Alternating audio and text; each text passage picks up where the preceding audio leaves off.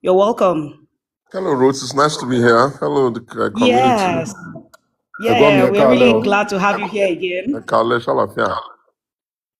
Yes, you're one of those people that always obliges us. So we're really glad to have you here. Okay, let's go. Okay, so this evening I am going to be interviewing you with Baron. Baron is one of the moderators for this evening as well. But we also have several other moderators on stage as well. There's Solomon, who would just be there to back us up in case there is like a technical glitch or anything like that. So we will speak Okay, with you for maybe about 30 to 40 minutes, and then we'll open the room for other people to engage you. So that's fine. thank you. To our audience, thank you very much for joining us. We're really glad to have you here.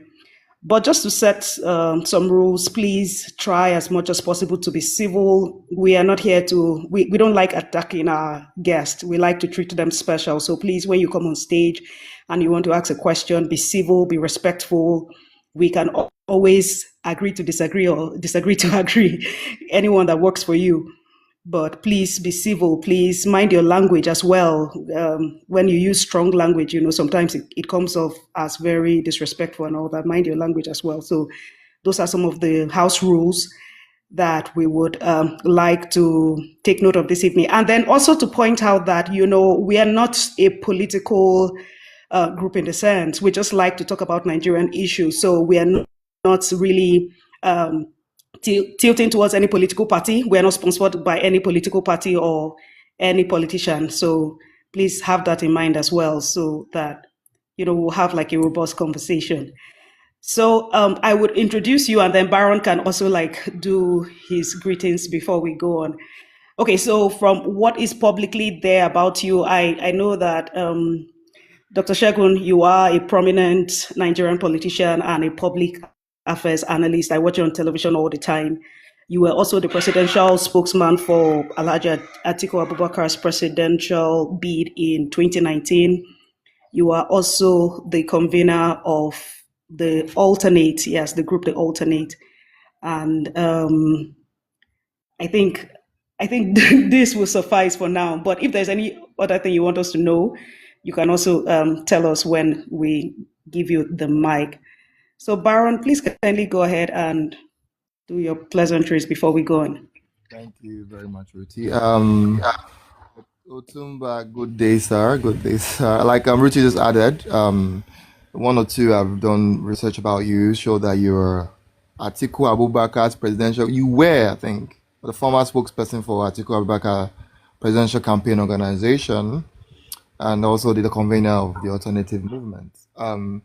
So I think this space we're having today, the title, you already said the title, is Nigeria moving toward a one-party state. I think you're one person that will shed light on this conversation, owing to your political career and your achievement as a political force in Nigeria. Yeah, thank you very much for being on our space. Like Ruti rightfully said, I'm Baron, and I think this is the first time we're having a conversation on TikTok too. So yeah, thank you so much, sir, for honoring our invitation.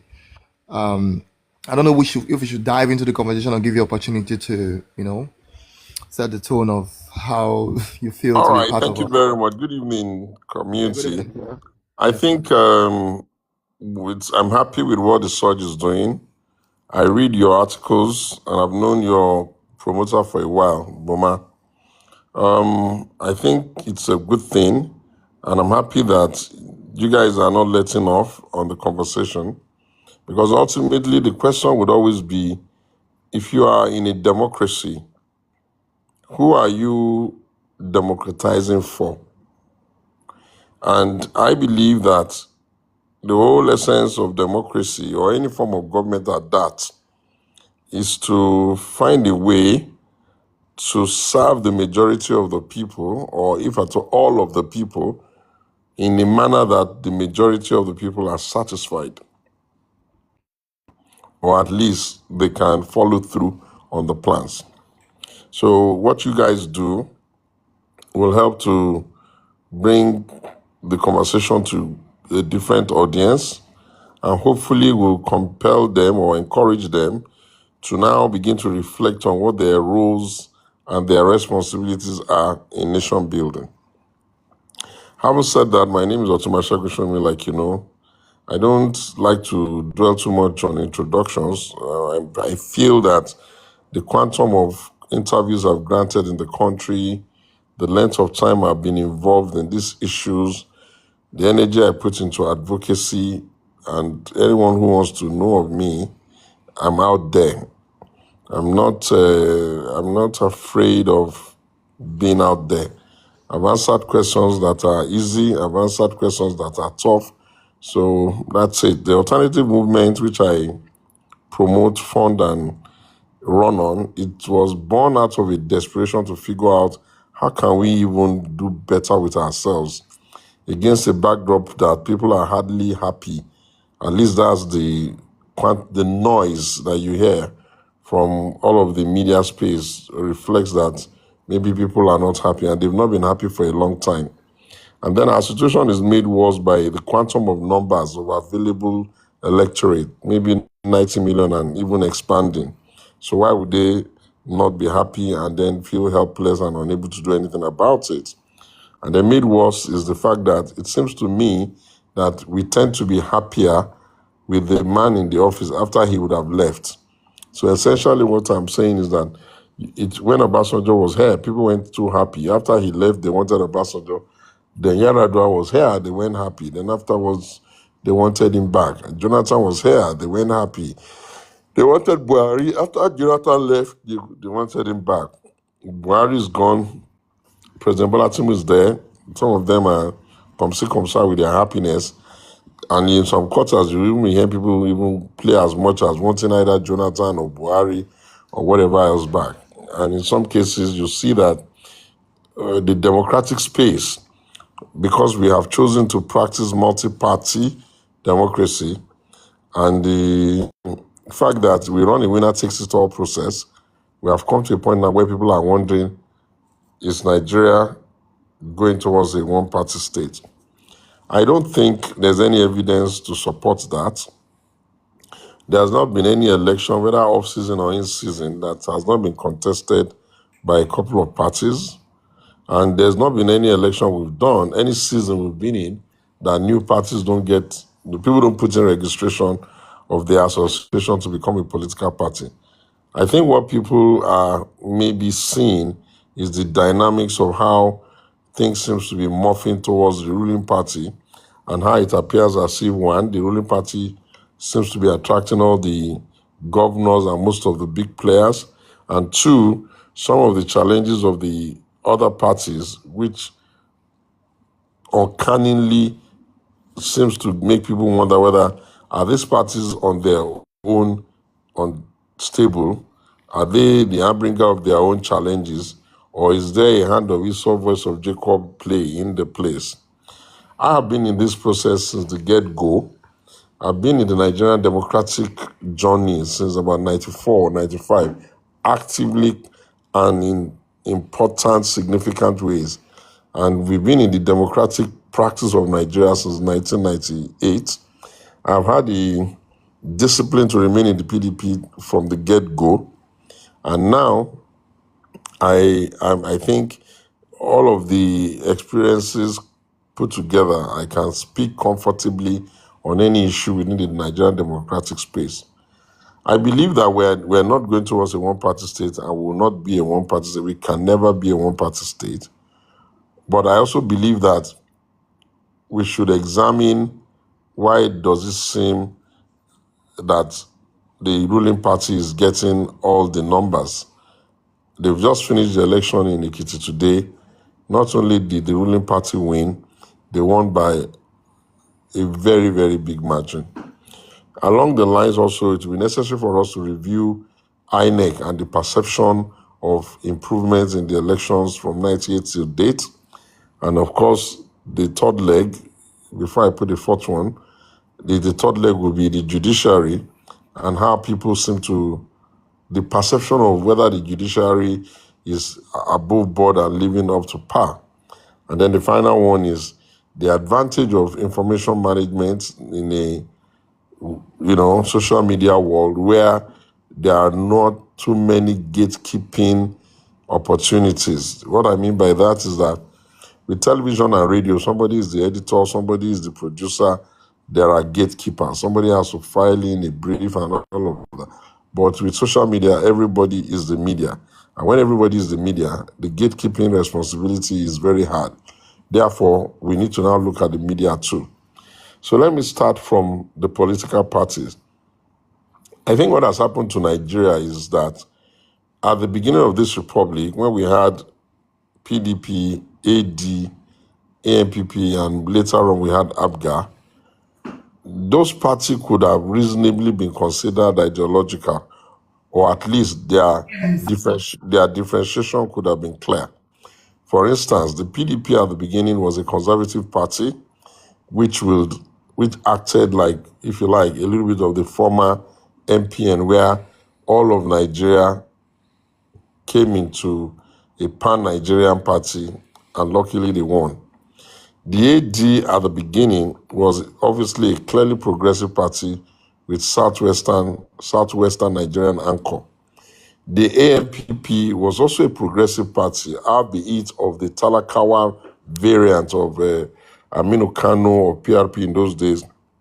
They were progressive, in fact, almost bordering on near communism, but with Northern Arewa, anchor. And later on, when the ABGA came, they were a mixed breed. They seemed to be conservative, but also a party that appeared, because of the promoter Ojukwu, to be maybe an offshoot of, a party that would carry his original struggle in life, which was to create a separate homeland for the Igbo people via the concept of the Biafra. Anyway, as we moved along, one of the things that happened to the political party was the mismanagement of the relationship then between the president and his vice, that is Obasanjo and Atiku, which then forced each of them to begin to, try to assert or find a different way to maneuver the political process. For Obasanjo, what that thing did was that it forced him to now say the party, being the organ that gave birth to government, that the president was now the leader of the party. Never mind that he wasn't there when the party was formed, and he was in prison when they were gathering themselves together. He desired that president being leader of party, governor being leader of party, and local government chairman being leader. And the consequence of that was that because all these positions would only be held for 8 years max in our own case, the characteristic and the inflections of the person who was calling himself leader of the party kept changing with the personality that was there. It had its own serious problem. Now, on the side of Atiku, who was trying to maybe maneuver himself out of whatever contraption that had come up as a result of the soiled relationship between the president and vice president, he began to look for alliances outside just the PDP. Long story short, of course, Obasanjo won that battle of nerves. Atiku ended up going to ACN, or AC as they were called. That represented a major ideological move, because a conservative vice president going into a progressive party of them, Bola Tinubu at that time, bringing a lot of people with him into the place, had created a modeling up of the ideological differentiation.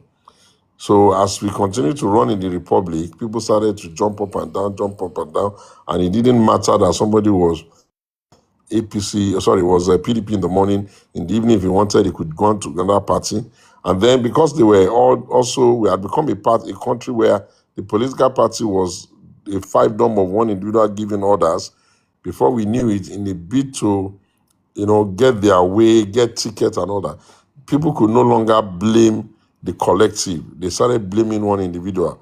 And the natural reaction was that cross-carpeting started taking place. The PDP, which was the first party in government, managed to keep the process on until about 2015. But if you look at it very well and you know how to look at the numbers, you will notice that from 2020 to 2003, after the second term election, they have started, other parties have started getting greater inroads. For instance, CPC was getting more governors. AD2 was getting more governors after the initial loss of about 4 or 5 governors in the southern part of the country. So by the time they were going to come to 2015, the parties had become all but a joke. Meant a lot of people who were in APC became almost like people that were previously in PDP. And the people that remained in PDP, some of them were new people that were coming in. That was how we ended up with political parties that were not clearly defined in terms of the differentiation in the ideology. It affected both parties because one of them, which would have been a pro-people party, began to adopt a lot of conservative ideas around private sector driving the country. And the one that would have that could have said, "Oh, those are our program," they couldn't hold on to it because a lot of the top players who were driving who could have been the personality representing the brand of that ideology, had also gone to the Progressive Party. If you recall very well, Sharaki and about 5 governors with Atiku joined in to form the APC. And basically, this was how we ended up with what we had. After the Buhari presidency, the difficulty that was put on the way of the now president, Bola Ahmed Tinubu, now meant that we could almost say, okay, we have retained the pendulum, which is power rotating between the axis, north and south, north and south. But the PDP that could have helped anchor that ideology very firmly lost its bearing because it could not be true to itself to say that, look, we have done Yoruba Southwest, we have done Jonathan South-South. Then if we are going to come south, we had to do Southeast. They couldn't say that clearly. And the resultant effect is that one of the strong engines that was carrying the PDP, which is the Indigbo Nation, they moved out with Peter. And now you now have a situation on our hand where the parties are all but 5 dumps of individuals. So that explains that. Now let me take you to the next one, which I said was that the electoral umpire. Over the years, the elections have been improving. It's just that people have now become more desperate to be declared winner. In the beginning, when we started, the validation and authentication of the voter was very weak. Over time, we were able to put in the bimodal, we were able to put in card reader, we were able to put in a lot of technology that should ordinarily make it difficult for people that are not the owners of the card to use it. Again, we continued to improve the numbers that people were bringing from their zones, where people would just sit there and say 3 million voted, 2 million voted, began to reduce, and the numbers began to become a little bit more realistic. The period when we just have young, small kids, especially show up in the north, and they'll be counting them as the electorate started to reduce until we got to 2023. When we got to 2023, what should have been a major integrity quotient introduction into our election narrative became a major problem because the people who were running INEC had promised an idea that they themselves have not even reflected on the practicality of it, which was that they were going to have electronic transfer of the results. And people must have mistakenly interpreted it to mean that right from the polling unit, they were going to be seeing the movement of the results and the numbers there. Anyway, long story short, that election came up. It was keenly contested. The first man got about 8 point something million. The second man got 7 point something. The third man got 6 point something. No, the second man got 6.8. The third man got 6.2. And there we got Armageddon. Instead of them to accept that once you go through the judicial process and the outcomes are rested, either because you can't prove your case or you didn't prove it convincingly for the judge, it became a situation where we now started to, the entire process now almost got thrown away with the baby and the bathwater. And the youthful energy and the noise that was in social media demarketed the electoral process to the point that it took a lot of energy and some off-season election to claw back some integrity for INEC. So that's where we got ourselves into a situation where elections are done and people are finding it very difficult to say, oh, they agree with the outcome. Now let us now go to the judiciary. Ironically, from the get-go of 1999, immediately after the 1999 election, we realized that we became a people that were extremely litigious, We took ourselves to court for everything. For every time there's a new electoral act, people were looking for, ways to ambush the process. People wanted to win by court. And we started having a situation where, if you remember the popular Amechi story, which was an opportunity for a redress as to who owns the suffrage of the votes. Is it the party or is it the candidate? Then we improved on that. We got to the Hope Dodima one where number 4 could become number 1. So as we went along, we now began to become excessively litigious. We had litigations on party membership. We had litigation on party ownership. We had litigation on candidate primaries. We had litigation on pre-primaries. We had litigations on elections. Anything that could be litigated was litigated. The consequence of that is that as we went along, any man who didn't get judgment automatically felt that the next best thing to say is that he had been cheated, the judiciary has cheated him and all that. But ironically, the same people who claim the judiciary has cheated them when judgment does not favor them are the same ones who will clap and say ururu when the judiciary favors them. So that produced a problem. We were in court every day, all around the year, and that meant that the judiciary would be reported upon, and that began to erode the integrity or even the belief of the judiciary. Unfortunately for the judiciary themselves, they have not been able to look at it and say, look, if the court processes in the country loses integrity, what shall we then do to ensure that we, the judiciary, can self-regulate and self-clean ourselves? If they will do that in the future, we'll see. But unfortunately, for now, that was how we got ourselves into a situation where the judiciary incidentally is always under fire. Made worse is the fact that they somehow, at the federal court, it appeared as if a certain set of judges gave a certain set of predictable judgment. And then, of course, any intelligent, moderate observer will say, okay, why is the judgment, why are the cases always being given to these particular ones? And why is their judgment always so predictable? Are they the only ones in the federal high court? So basically, that was how we got to the judiciary. Now, the final one now, the media. In the former time when the media was still controlled, when I mean controlled, I mean, structured and formal. Television, there's an editor, there's a producer and all of that. Newspapers and what have you, they are producers. There was a place where the control and the moderation of the language and the tone of voice and slander and, libel and exaggeration could be controlled. But upon the grace of the God Almighty who have allowed social media to now come where we have gotten more internet penetration and more people have phones, we have created a world where everybody is now part of the media. Because whether the real media likes it or not, whatever goes on social or media is also media. And more and more people are consuming their media content, not from television as it used to be or newspaper or radio. They were doing it now from their phones. And therefore, misinformation, disinformation, propaganda, and what have you has come. So really, these are the things that created what has been created.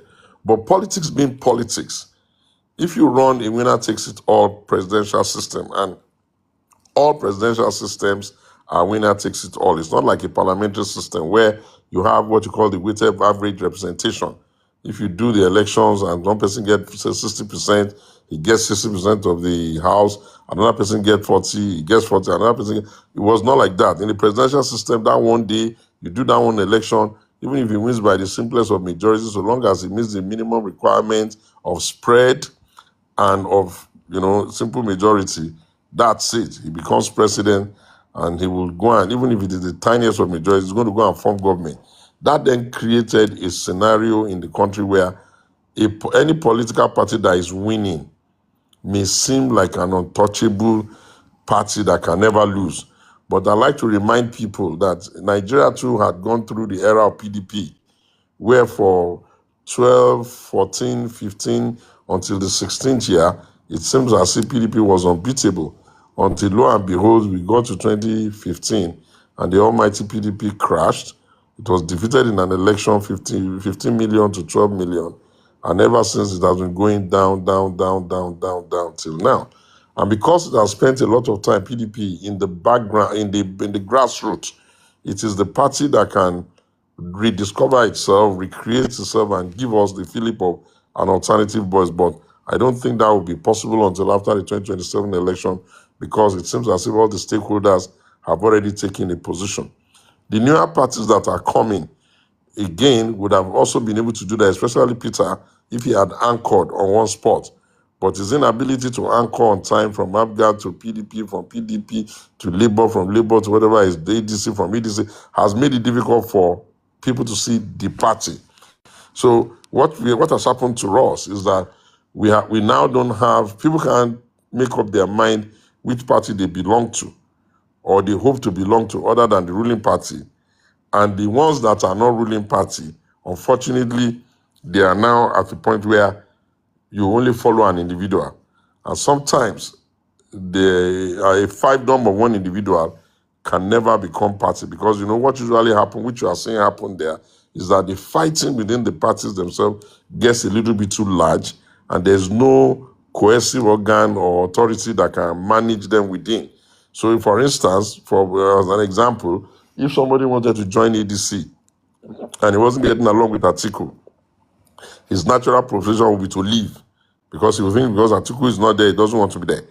And that has also happened with Peter's people, and that has also happened. So the only party that for now seems to have the semblance of a political party is the APC, but the house style there also leaves a lot to be desired. So basically, I think that is why the question is Nigeria going towards a one-party state, but I do not think Nigeria is going to a one-party state. I just think that the opposition parties have not been creative enough. They have approached a difficult process as if it's a simple, easy to assume or wish into existence process. I try to tell my friends, it's the similitude of two plots of land and two houses and two families. One of them has, from the elevation, looking at it from the front, it seems like it has a one-story building deck house, and the other one seems to have something that looks like a bungalow, but it's just a little bit over a bungalow. Without going into the houses, you may think that the one that has two-story building is a fantastic house. But if you go into the one that looks like a one-story building, like a bungalow, you may be surprised that it has a basement. You may be surprised that the money and effort it has been put to put that thing that looks like a bungalow is far more expensive, far more well thought through, far more well structured, far more well professionally run than the one that looks like a two-story building. That is some of the ways one can use to explain why it can seem that a politician, of course, and you can't take it away from the president, he's a politician. He has been in the game for a while. He knows what he needs to do. He knows how to reach out to people and all of that within the political play. I'm not talking about the generality of Nigerians. And of course, when you have the privilege of the state, which PDP used to have in those times, it can make it seem so. But I do not think we are going to become a one-party state under whatever guise. We are certainly going to continue to be a democracy. By the grace of God Almighty, after 2027, I expect the party monitoring arm of INEC to get more serious, without the ones that have not done well, and then let us begin to have parties that will now form. Right now, they are just at the stage of norming. That means the APC has formed because PDP has made itself a little bit a platform that people cannot even be sure what their approach to the general election, presidential election is. They may have one or two flashes of billions in some location as subnational, but in my opinion, they're not going to do much at the national because they themselves obviously say they don't want to. And the other parties that are just coming up, Peter has a good chance, but unfortunately, his chances would have been brighter if he had settled the party issues on time, and better quality people would have followed him. As for the ADC, I hope that the owners of the party don't behave the way they normally behave, which is that after the outcome of the political experiment of 2027, they will abandon it again and start looking for a new one. If the ADC makes up his mind that it's a party for the future, it's a party for the now and the future, then it doesn't matter what the outcome of the next election may be. It may be a party that people cannot look at properly. But for now, the APC is a strong political party. And so I've already listed out three. And there's still a lot more. There's still the Showore party, which has been around for some time, except for the fact that the presidential candidate is the chairman and probably all in all of the party. And whatever you can make of that, you make of it. But the narrative of Nigeria as a one-party state is dead, because Nigeria can never be a one-party state. And there's no political party in the country that is under obligation to cheat itself when it comes to getting numbers for an election. If you can attract people to your party and they are willing to come and join you, you are a lucky party. And if you cannot do the same, then you cannot say because people are going to your rival's party, that means that the country is a one-party state. I think those of you that are much younger, who are giants on the social media, you need to help us as a country correct that narrative so that the political parties and the politicians would do their own heavy lifting in-house and not just blame the whole system before we destroy the democratic experiment, which ironically has lasted for the longest time in our history. This is not bad for an early shot. It's nice to be here. Otumba, thank you very much. Thank you. Thank you so much. Okay, Ruth, do you want to go? Otumba, thank you very much. Okay.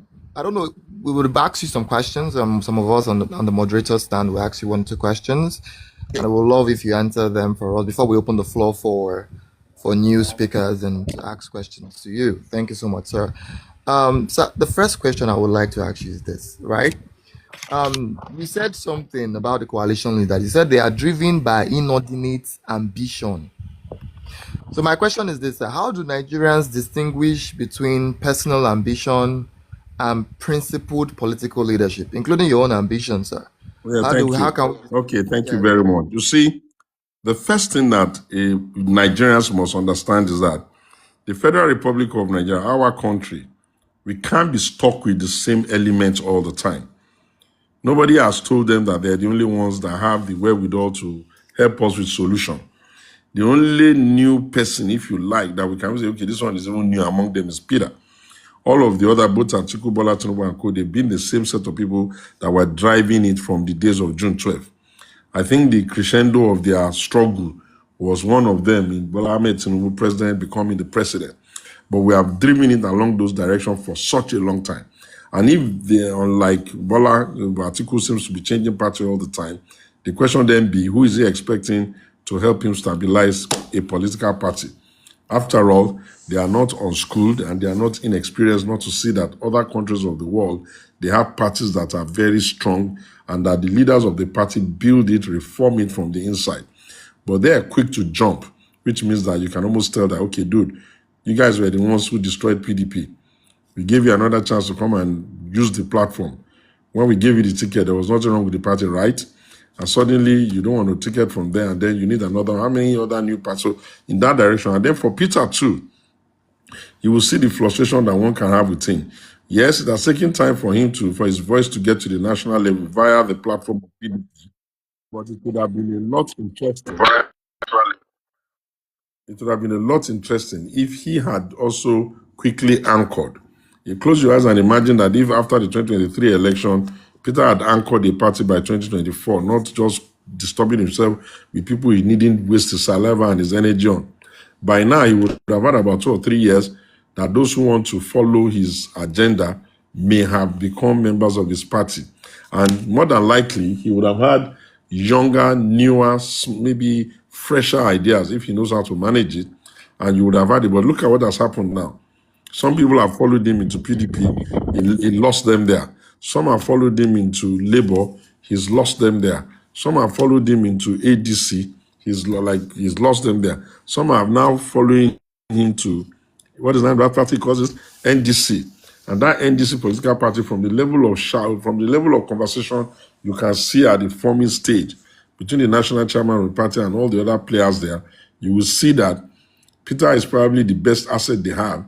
And if Peter is not even careful, he's going to end up being the most mismanaged asset that they have. So that's what I mean by, if you are looking for how to build political parties, people must have the discipline to stay in their party. I've been in the PDP now since 1998. Most of my friends have come and gone. Some of them have gone on to be other things. But it's not like I don't want what they have. But it's just that I feel that we should build parties to last. And look at the APC. They are lucky because the ideological underpinnings of CPC and ACN is similar. Only that one is from the southwest, while the other one is from the north. And Buhari, throughout his life, never came into the Conservative Party. And Bola Tinubu, or President Tinubu, until he became president, never came to the Conservative Party. But what can you say about the others? So that's what I was trying to maybe espouse on. I don't mean that they don't have those rights guaranteed them by the Constitution, freedom of movement.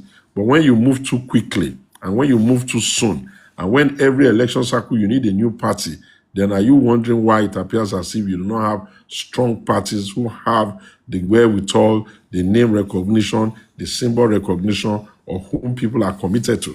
So what you see on the table today, and which we need to find a way to resolve, is that people are only committed to individuals. People are not committed to political parties. That really is the point I was making. Okay. Thank you. Mr. Shago, I must really say thank you very much because, I mean, you took us through a bit of history and it helped me to understand a lot of things better. I was in ADC, I was planning on following Peter Obi, then he came to ADC, and then before I would blink, he had moved to NDC. And I decided, okay, look, let me just stay I'm just starting out, so let me just stay in one place and then try to find my footing before I start jumping around. But, some of the things you said were really concerning to me. Like, you also pointed out that APC just won Ekiti State. So maybe in theory, so this is me thinking, maybe on paper, we may not have a one party system, but in theory and practice, we actually do have a one party system. If we have 30 governors who are APC out of 36, I wonder what that is. And then do you think that this is going to affect like the elections come 2027? Because from some of the things you said, quite a number of people are confused. I'm also someone who is also trying my feet at political parties and trying to understand their ideologies and how they work. But I am also a bit confused. So do I stay in ADC? Do I move to NDC? The other two, like APC and PDP, are just a no-go area right now because I don't know if PDP is still a party, but you say it is. So Okay, all quite a right, number of people are all confused. right. So do Look, you look. think this Let me will let me let affect? me let me let me hit it straight because I like what you're Yeah. saying. You see, when a political party starts, some people will be optimistic and join. Maybe because of even some of the personalities. But when they don't stay, the problem is that they are the ones who are going to be bringing explanation to the market where they first were. And somehow, some people, depending on the level of excitability, may not live with them. So they're going to go to another one, and some people will follow them again in optimism. But if they don't stay again, they will have to look for another explanation of to why they're going to the market. So what that does is that it actually makes young people who want to be politicians, it teaches them the wrong thing. For you to be able to play long term in this politics, you must make up your mind, why are you going here? Let me use me for an example. The only reason why I was in PDP in 1998 was very clear to me. I knew that on the background of AD and June 12 and the Kid Abiola, the council election, I knew that the Southwest, the AD will be too much of a Yoruba party who will be looking at the view of the country only from whatever it is that they believe is their grand messiah, Obafemi Awolowo's view on politics. And I knew that knowing them, if they succeed in managing themselves at that level, they would eventually like to come and enter a pan-Nigerian party. And I fear that they would have done rhetorics, learned certain habits, created only a tribal set of friends, and I may not work for a national party. Now, luckily, PDP was enjoying that monopoly of being a pan-Nigerian party for so long. As soon as the Bola Ahmed Tinubu and Buhari especially were able to create a second pan-Nigerian party, it was not rocket science that they were going to win. So people that are there now, who went there because of that, are right to be there because it's a pan-Nigerian party. How they are going to manage themselves They are lucky they flipped from a Buhari of blessed memory, they flip to a Bola Tinubu. If they can be disciplined with themselves and accommodate themselves very, very well, they may be able to survive. That does not mean they will win every election until the day of Armageddon. But if you go into a political party and the political party, the person that inspires you to go there, the person that you follow there doesn't stay, are you supposed to be following him everywhere without even asking, okay, why are we not here? Imagine for a second, just using it as an example, and I don't mean it in any shade way. Imagine for a second if Peter, who created the phenomenon of 2023, because I don't take people's credit from them. Peter was the phenomenon of 2023. Imagine if he had just, I'm not saying it's wrong for him to move because, obedience are quick to start mishearing things. So if he had just stayed in that labor, tell me, would it have been realistic to think that Aisha, that his babe that is always, what's her name now? Would it have been Aisha realistic to think, Yusufu. yes, would it have been realistic to think that Aisha Yusufu will not be able to get ticket of Senate? Say whatever you want about Aisha. Do you not think that somebody like Aisha would be a great addition to the Senate? Albeit she may be screaming more than necessary, they may be overriding her, but there is some character she'll bring there. But she has gone with Peter to another party, and suddenly Aisha is not somebody that is worthy enough to get ticket. Okay, so these are the challenges of frequent moving. Leaders sometimes have to understand that when, what's his name? When Martin Luther King was saying he had a dream, he was not stupid enough to think that by saying he had a dream, that dream must only be him, or that if that dream died, then that meant that nobody will move. It was Martin Luther King had a dream that then ended up giving us Obama. Leaders must be that pragmatic. They must understand that the challenges they are running from are the challenges that they will meet everywhere. And when leaders don't take responsibility, when leaders don't agree that they are responsible for anything, when the person that is always responsible for the problem is the next guy, that's not leadership. But hey, people want to be whatever, president, governors, most of them want it for ambition. A few of them want it because they want to impact. But I've always said to people, if your desire is to impact, why do you want to impact at all costs? Should you not be willing to impact, be willing to show them I want to impact, be willing to tell them about what you can impact? Why do you want to impact, do or die?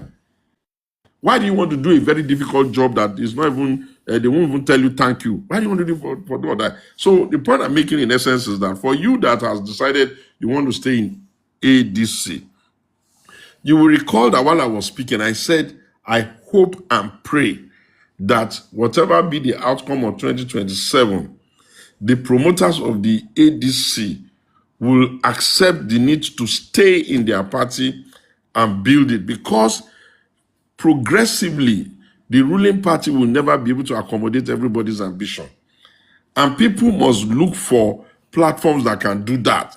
So if PDP wants to die, assuming that's the verdict before their lives, then ADC and maybe NDC with the other one, they must prepare themselves for an outcome they must prepare themselves to be alive, notwithstanding the outcome of 2027. The reason I'm saying this is that 2027 is just but a few months to go. And a great leader can see loss in front of him. But even if in front of him is loss, his duty is to use the period before the final day of the loss to redesign the resurrection. And I use two examples to drive the point home. Look at Iran. Do you think Ayatollah did not know that once the fight starts, he was likely going to end up being killed? But do you know how, if anybody told anybody that Iran had prepared itself so much for succession on about 3 or 4 levels, to such a point that even today now is even looking as if Iran is even like the big boy now in the whole of that state. But that's from leadership. If the man who was there before had only designed it about him, then his death would have meant the collapse of a people. And it was the same thing with Germany. By the Second World War, Adolf Hitler was very clear that he was fighting on so many fronts, and Germany was likely going to lose. But he extended it as much as possible to do the redesign of how they can resurrect. If you apply it to party management and party formation, go back to 2003. How Bola Ahmed Tinubu, now President Federal Republic of Nigeria, woke up one morning after the election of 2003 and all his brother governors from the 6 states, 5 of them had lost. Don't worry about looking how it is now. Just try and imagine how he would have felt that day. From having 6 comrade brothers who were just planning together, now he's only one. If he had been like them, wouldn't he have also said, oh, let me just go? And then that party, there'll be nobody to rally people. But he stood painfully in a sustainable manner, managing himself. He rallied them.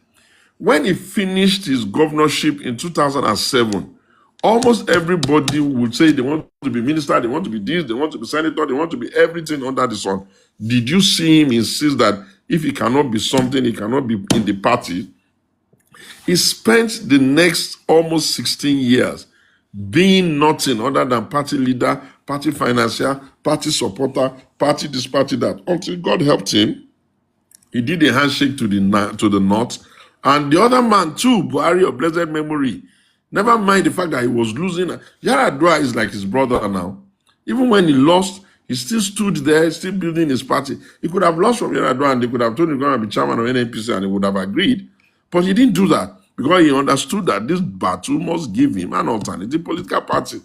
And then one beautiful day, 2 people who had been fighting from opposition did a handshake and they won.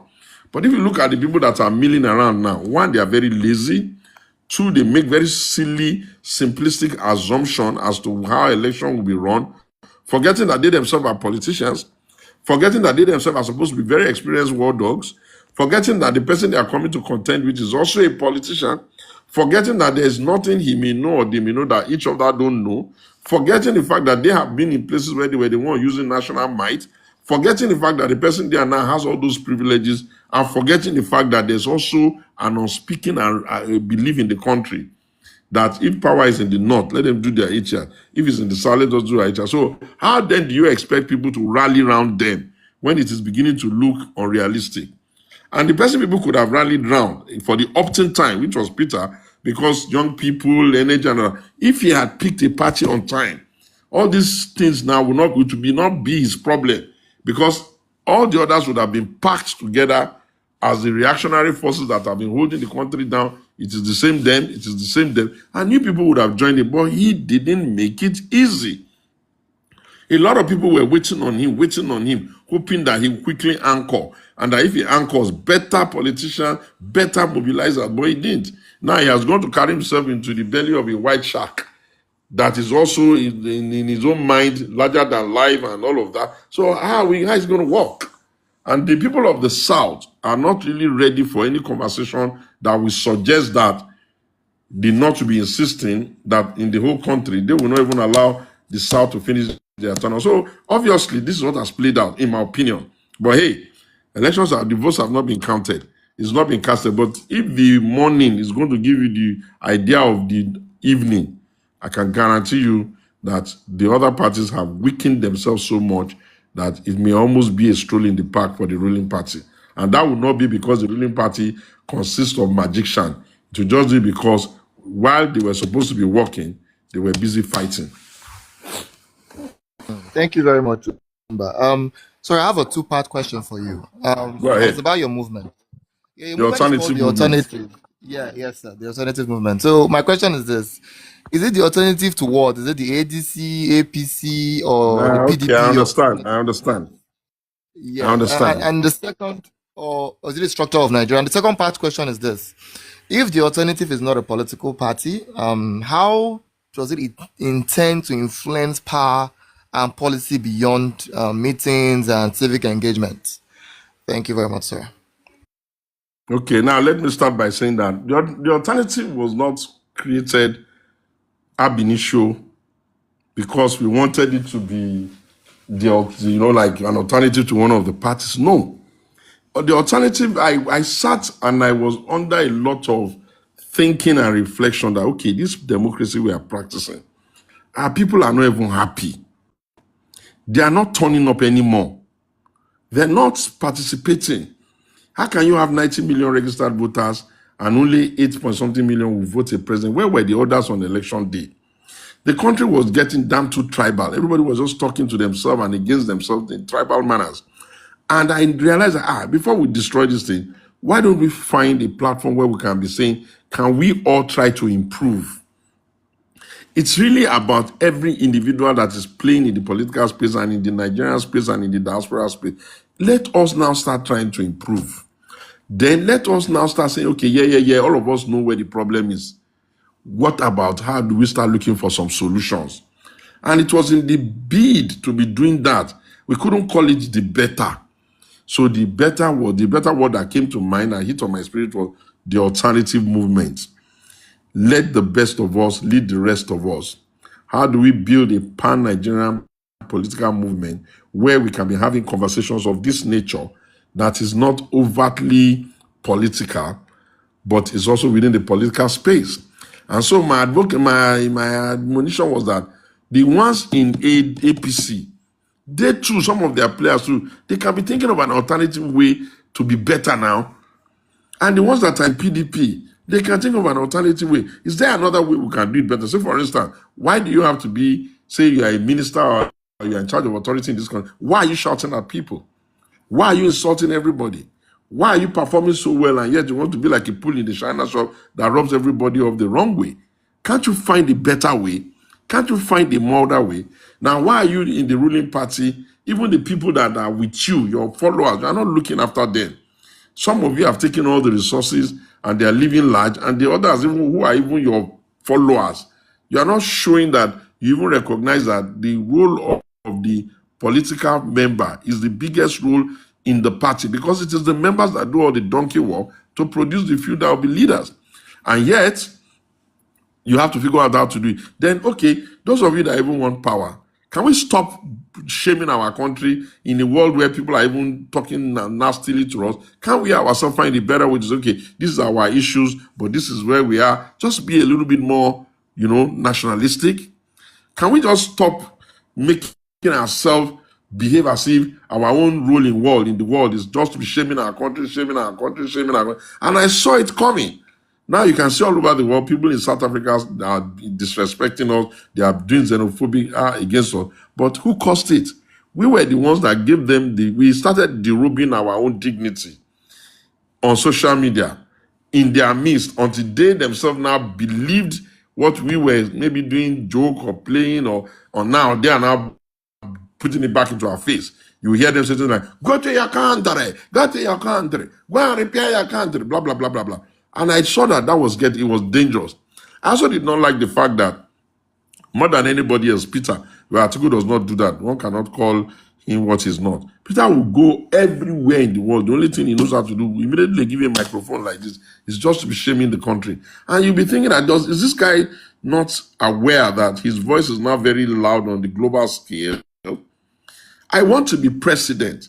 These are what I'm bringing. This is how I want us to do it. This is what I'm collaborating for you for. We've done this. We will do this. We will get to why do you have to say that the only way you want to be saying you want to be president, just go over the place and be shouting that Nigeria is this, Nigeria is that, yeah, Nigeria happened to you. And I knew it was not enough. So these were the kinds of things that created the alternative movement. It was not to say absolutely that it was going to be a political party.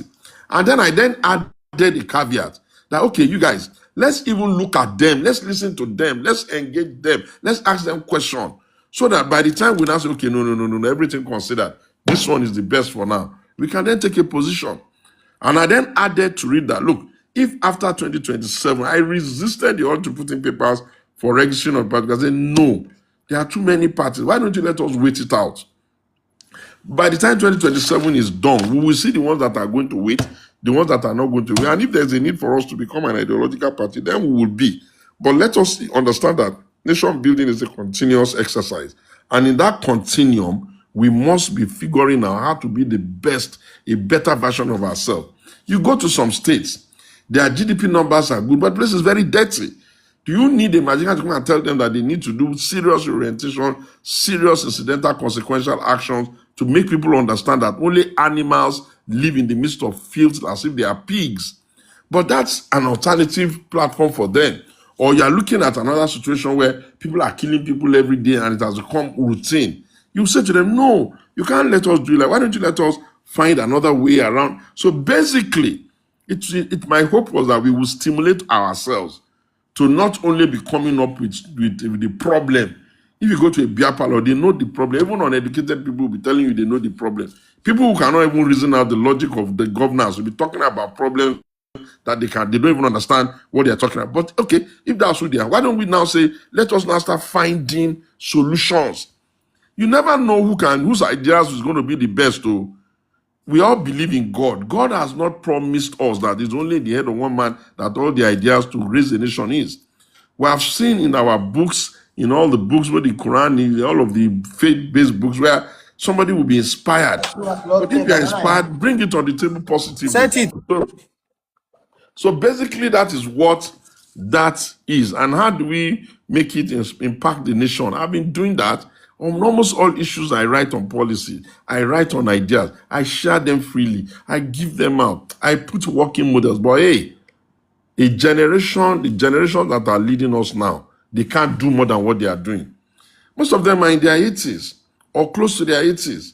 They've been in charge of the, you see them, all them, Babasanjo and all, they've been in charge of the country since 1966. Why do they think that it is their own idea that we're going to use to do the future of a country that is young? So we know that these leaders did not do succession very well. They were very greedy, they were very selfish, they made it all about themselves, and it was always about them, but there's nothing we can do about it. We have gotten ourselves into a democracy now, so we must find a way to collaborate among ourselves. And if we have faith and believe that we can do it, as we are saying we have faith and believe that we can do it, we should be saying, thank you, Peter Gegri for daring. He's not perfect. He makes a lot of mistakes. It doesn't make himself easy to be, adjusted. But you must have to give him his flowers, even for courage. Because by what he did in 2023, at least a lot of people now believe that it can be done. And maybe by the next time we are going towards the north, maybe we will now tell the old ones that go and sit down somewhere. Let us shop for smarter, sharper, younger northerners that we can say, okay, look, man, you are nearer us. Come and try. But we cannot insist that dying men are the ones that will come and tell us how we're going to design the country for the next 100 years. No. So that's the alternative. Okay, thank you very much. And I like that you're also very sincere, even when you're mentioning names, you try as much as possible to be sincere. That is what I always look for in our politicians. Don't try to gaslight the people, just be sincere. So we've been speaking for an hour plus, so I will ask this question and then we can probably open the room for other engagements from our audience. So my question is, in terms of solution, now talking about solutions, you talked about the judiciary, you talked about INEC as well. What do you think is the lasting solution to the fact that politicians keep cross-carpeting from one party to the other? You are in one party in the morning, you're in another party in the evening. And then what can we do about the judiciary to ensure that they remain independent in such a way that, we can actually really say that we are practicing democracy that, respects institutions and all of that. Please, what do you think is a solution in your own view? Thank you. Okay, thank you. Let me start from the idea of the judiciary. Let me be very clear. There is no part of the world, of the human planet, where the judiciary cannot be managed towards outcomes of the executive. Not in America, not in Russia, not in China. What all nations of the world try to do is to make sure that they apply so much consequences on those who are exhibiting executive authority, such that the desire to go and be doing rubbish with the judiciary dies. But to make you understand what I'm saying, most nations in the world, if you are the president and the powers are given to you, the constitutional rules are given to you, the privileges are given to you, and you are doing nonsense, some of them you can be impeached in between. Some of them you can be reviewed afterwards and jailed. Some of them you don't understand. But you see, what has happened in our own is that we have allowed ourselves to be a nation of zero consequence. Zero consequence. And anywhere there's no consequence, people will just be getting enmeshed in their character, in their behavior, and in their attitude. The judiciary ought to know and should know that they cannot be plainly biased, or they cannot do things that is so transparently idiotic until people who are not members of that secret organization will be pointing at the mess they are doing. For us to be able to correct it, I pray to God Almighty that if the president, if he gets a second term, oh, I wish him well, he should be able to now see that since there is no third term, we are now at a point where the institutions of the country now must be allowed to self-correct from the inside. For instance, if you have an attorney general who understands the problem on the table, and you have a body of benchers who understand the problem on the table, and you have the people in the bar associations who understand the problem on the table, and they understand that this law profession is a profession that in every other country of the world, the dignities are the highest peak. Why should our own be lowest? You will see that they can find a way to weed out the bad ones, and they would find a way to ensure that the recruitment criteria for making people judges get a little stricter, and they will find a way to make sure that within that organization they can self-correct. That's for the judiciary. But every country in the world cannot be without the guardrail of how to keep a nation steady. And the guardrail of how to keep a nation steady always includes the fact that even when the court has spoken, you know that it's called the executive because the executive is the one that must still execute. So the fine line is in making sure that men who understand what their responsibility, their role, and their assignments are, and a system that is determined to punish people. You should be amazed that in countries like Britain, their Prime Minister, Boris Johnson, it was during COVID. He didn't steal money. He only went to a party when there was lockdown. Do you know the amount of consequence that is in that society to make him resign? Do you forget that Monica Lewinsky and what's that man's name? Bill Clinton. The kinds of things that we would do here, we tell the guy, my friend, what happened? Because we suck your breast. That's why you're shouting. Is that not what got him into almost getting impeached? You see, we cannot have the laws, we cannot have the regulations, we cannot have the processes, but refuse to apply it. Our greatest undoing, I repeat, in this democracy is the legislature. Because the legislature are the ones who really and truly, they are the organ of everybody. They make appropriation for the president and they also oversight them. So an organization that has the power to appropriate money for you and also has the power to oversight you, how can they be so weak? The democracy doesn't mean anything except for the legislator. Because even in a dictatorship, there's somebody exhibiting the authority of executive. And the courts will always be there. The main thing that makes you a democracy is your legislature. But you too, look at the kind of legislators we throw there. They will sit down there from morning to night, either clowning about or shouting, the eyes have it, the eyes have it, the eyes have it. The people ask me, instead of trying to be grown, why do you want to go to the legislature? I will tell them, do I look like a person that can survive in the midst of these people that they don't have any interesting discussion, no realism, they play to the gallery 24 hours. Play to the gallery 24 hours and you are seeing the society going down. How do you want your democracy? But my hope is that we have spent 27 years in democracy. We didn't do that in the First Republic. It didn't last that long. We didn't do that in the Second Republic. It didn't last that long. We didn't do that in the Third Republic. It didn't last that long. In this Fourth Republic, God accepted us to make it last 27 years. Let us pray to God. Let us all work. Let us start to look how to be better. Let us start to imbibe the concept of the alternative wherever we are. Say, okay, what can we do? Okay, I can do it like this. Can we make it better? Is there anything we can do? Can I accommodate my brother better? Can I have more empathy? Can we be a little bit more organized? Can we reform? If you start applying that on a scale and we stay with democracy, in the nearest future, you will see that everybody is getting tired of this same of same. And when we all start getting tired of same, then it means that something remarkable will happen by way of a change. And the change doesn't have to be a destruction of the democracy. If we agree, if we let EFCC know that we are not interested in you taking people to court every day, take them to court for abuse of office. It is easier to prove, and you can slam them 10 years, because that's what the Administration of Criminal Justice Act says. If you throw maybe about 20 of the 20 states governor, after they drop, throw them in 10 years in prison. The next time they come again, before long, people who are only interested in stealing will leave. People like Aliko Dangote, they are not politicians now. They have a whole lot more money. So it's not as if until you come into politics before you can make money, if money is what you want. It is ridiculous for you to come into politics and be thinking that you can just come into politics, make all the money, do all the shady things. We have a bureaucracy called civil service who know where all the paper trail is, and yet we are not able to punish them after they finish. And we're wondering why our democracy is not. So my answer to you, my dear, is that the fact that more Nigerians are talking about these issues means that change is in the horizon. And the fact that across board, people are seemingly unhappy, they just don't know how to organize themselves to get power, means that that which they don't know how to do, by the grace of God Almighty, will be able to do it.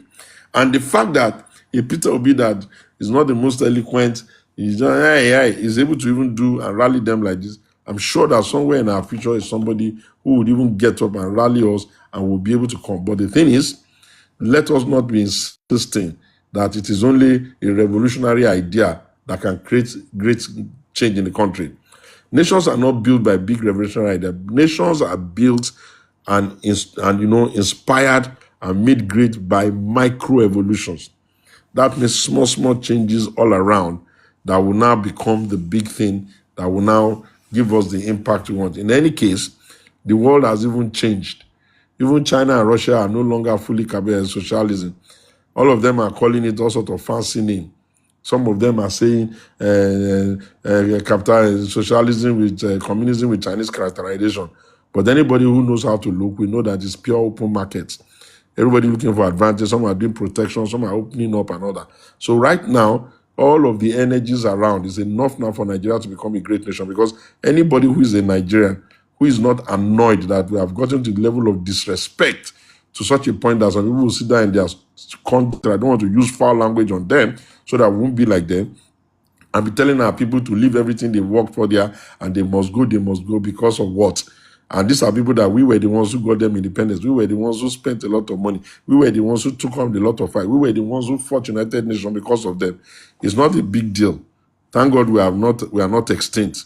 We can now sit down and begin to improve ourselves. And among all things, we need to stop this tribalism and sexism. If Segun makes a mistake, say Segun, don't call it Yoruba. If Peter makes a mistake, call Peter, don't call Indigo.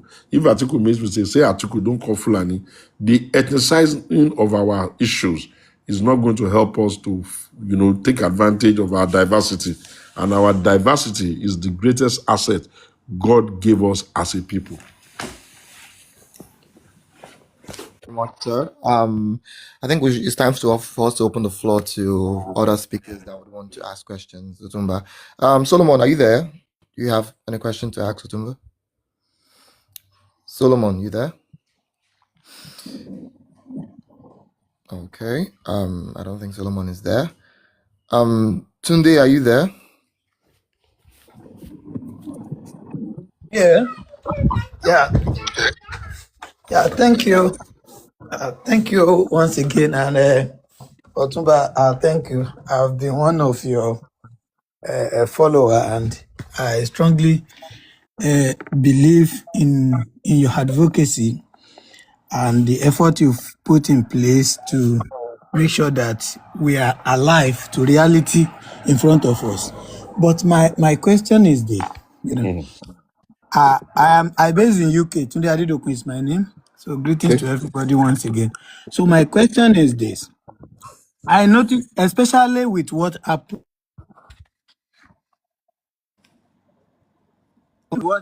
recently in Ekiti and what has been happening with the monetization of electoral process, where I've seen it that even the politicians are not bothered any longer, and they are not much more concerned about canvassing for people.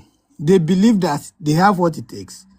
They have the formula, which is money. So what I think many of them are doing is to make sure that They have a lot of money, believing that as soon as the money in there's money in the box, it's automatically for them to win the election. Now, from your own perspectives, and I understand that you've been in this system, like I said, I've been following you. There was time you've been with Atiku, spokesperson for Atiku, presidential stuff and the likes.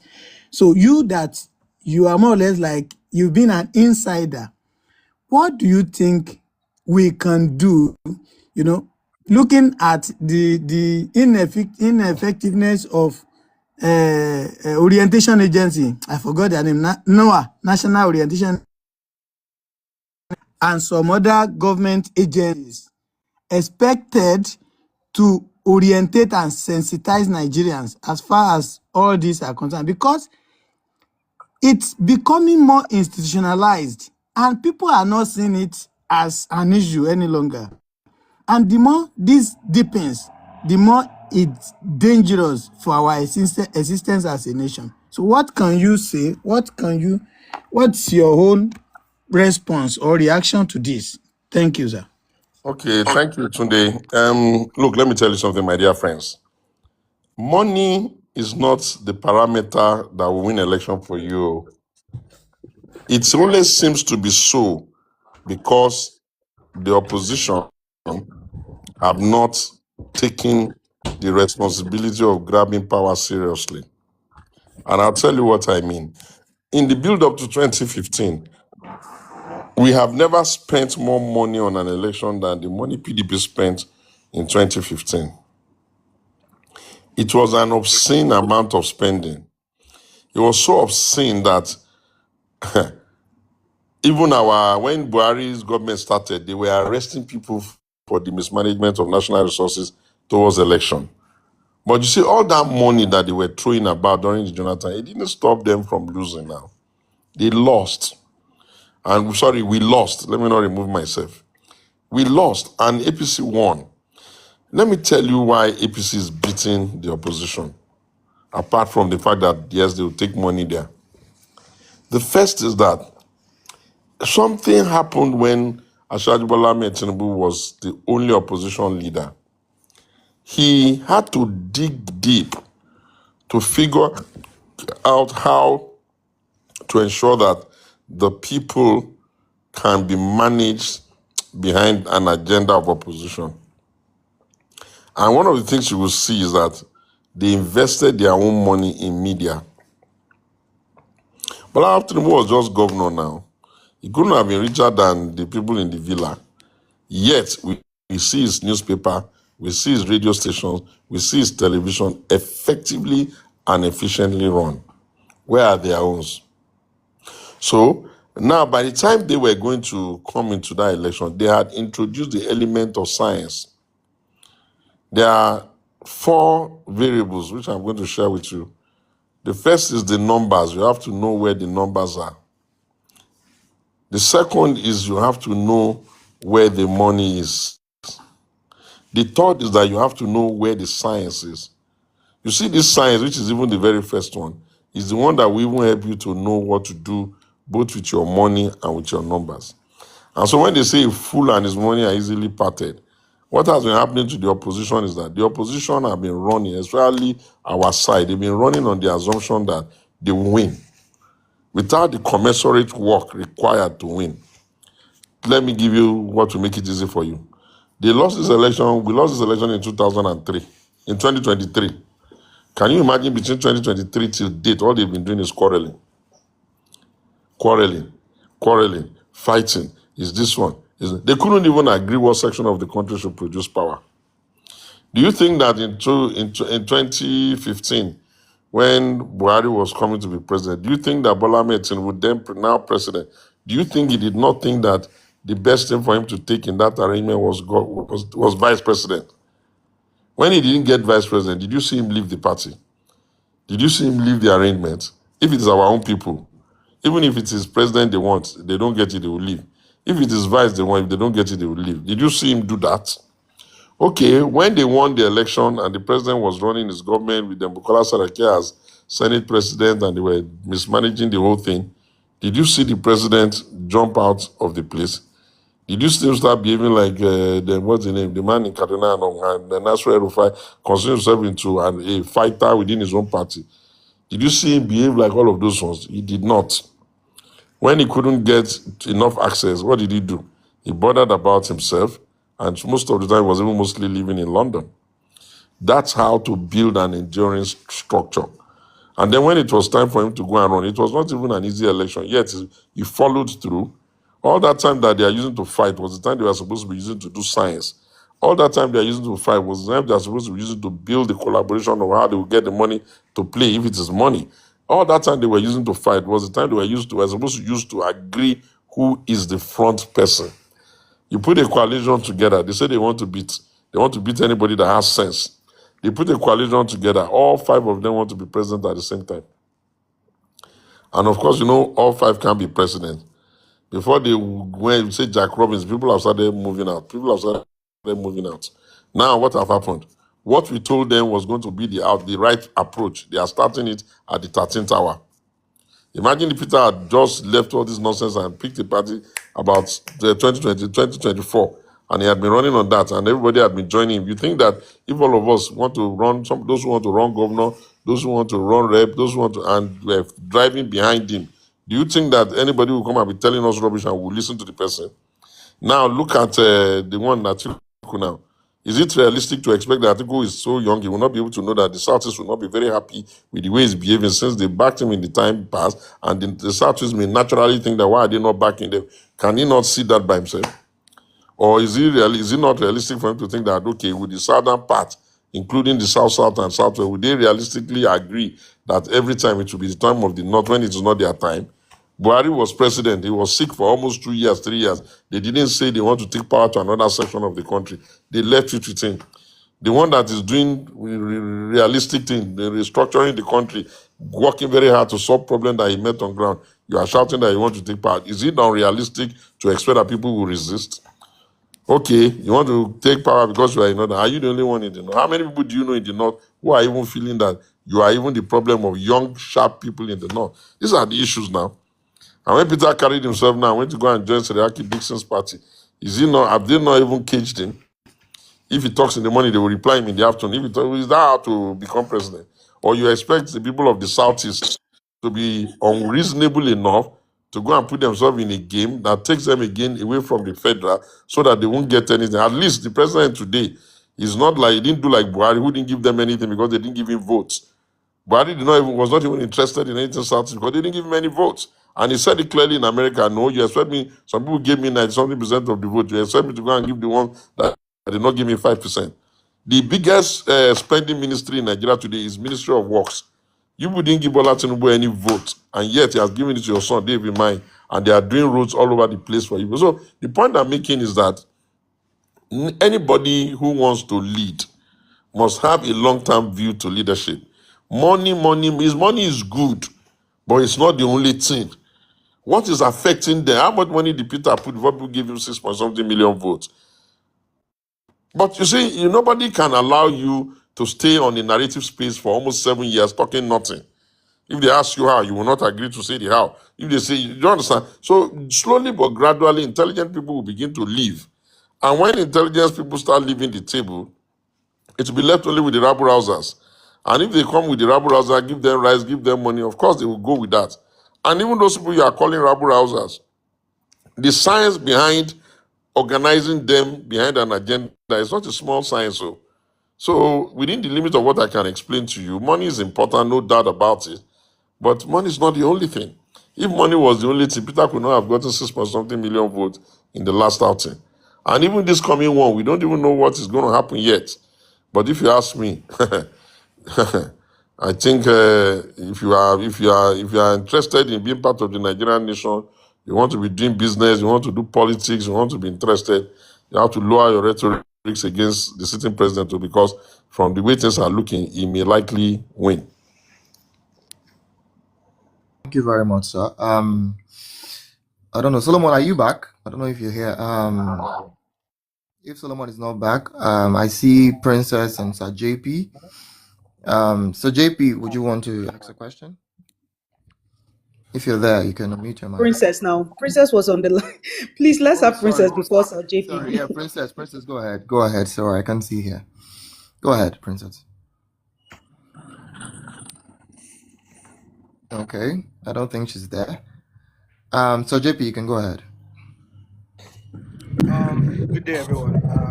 I'm John Paul by name, Sir JP. I'm based in Canada.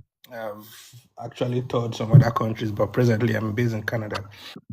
I've been a student politician through and through from the university days, and I would say that the way we played politics then is the foundation of what is actually going on right now.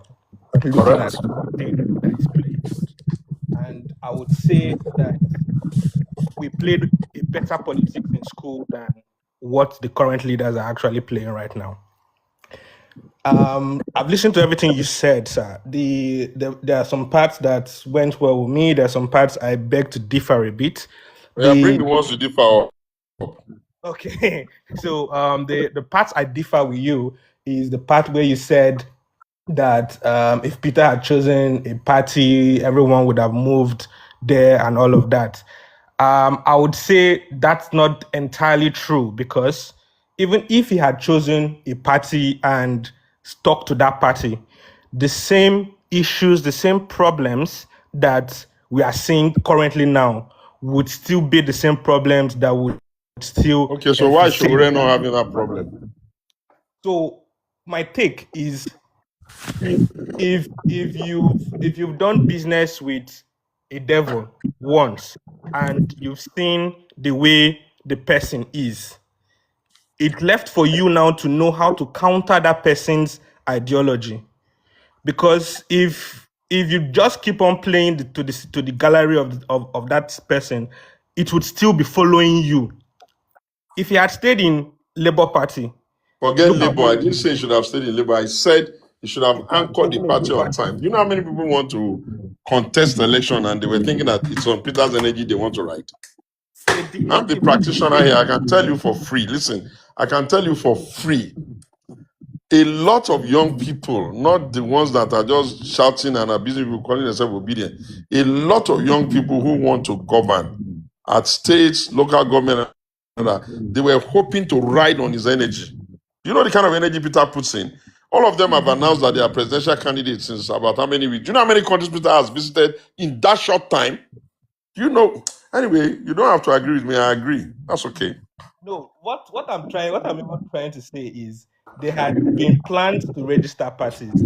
They did not still allow them. It all boils down to what I'm saying, that the institutions are not independent. If you want to do something in INEC currently now, you would have to get permission from So how the did president. Seriaki this thing get his own registered? He took Sa- them Sa- to damn Saraki, court. wait, Saraki Dixon had his own party registered because they had no intention. They were not looking at him that he was going to be of any threat to him at all.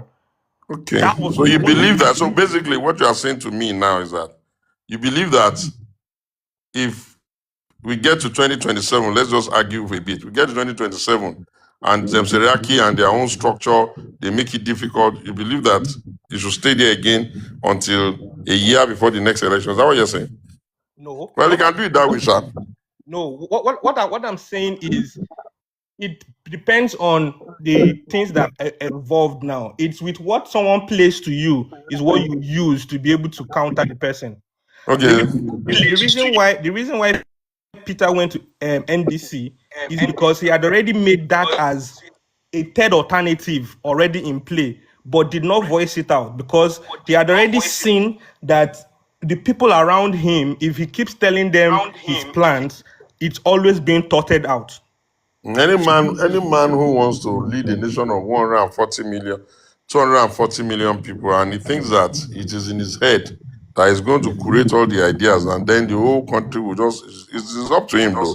But what I want you to understand, because I really want you to get this point, the major point is that there's some energy there.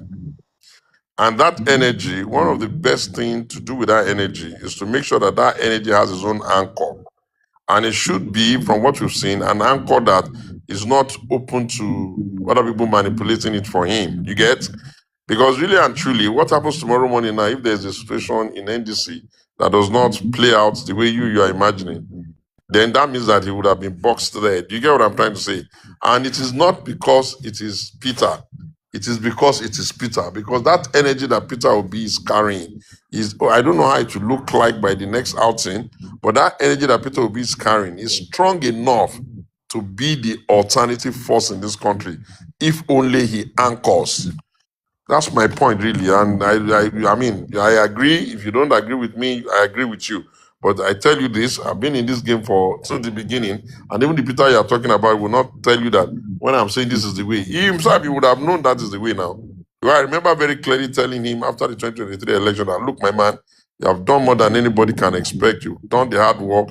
You've ignited the passion of the young people.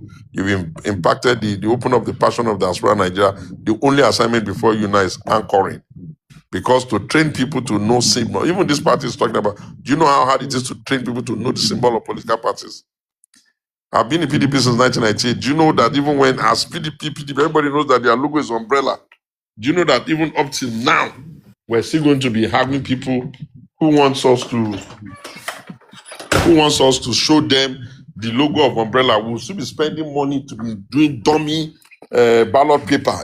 There are people who are not as educated as those of you sitting in Canada. Oh. The rural people, you need to, if you know, do you know that up till now in this country, you want to do election, in some locations, you have to provide them transport. You have to be the one to rent buses for them to bring them from their area to the polling unit. I'm talking about, I've been director of organization of a political campaign at the national level. I've been spokesperson of a major national campaign back to back. And I dare say that who has even done it like I did it? That I'm not talking to you. You are my younger ones, and you people are young people. I want you to draw experience that I painstakingly gathered. These things have not yielded much, even to me myself. It's not that they've given me any serious money or they've given me any serious position, but I don't want you people to stumble where I have also had to learn only by staying. If you don't anchor your party, you ain't going nowhere.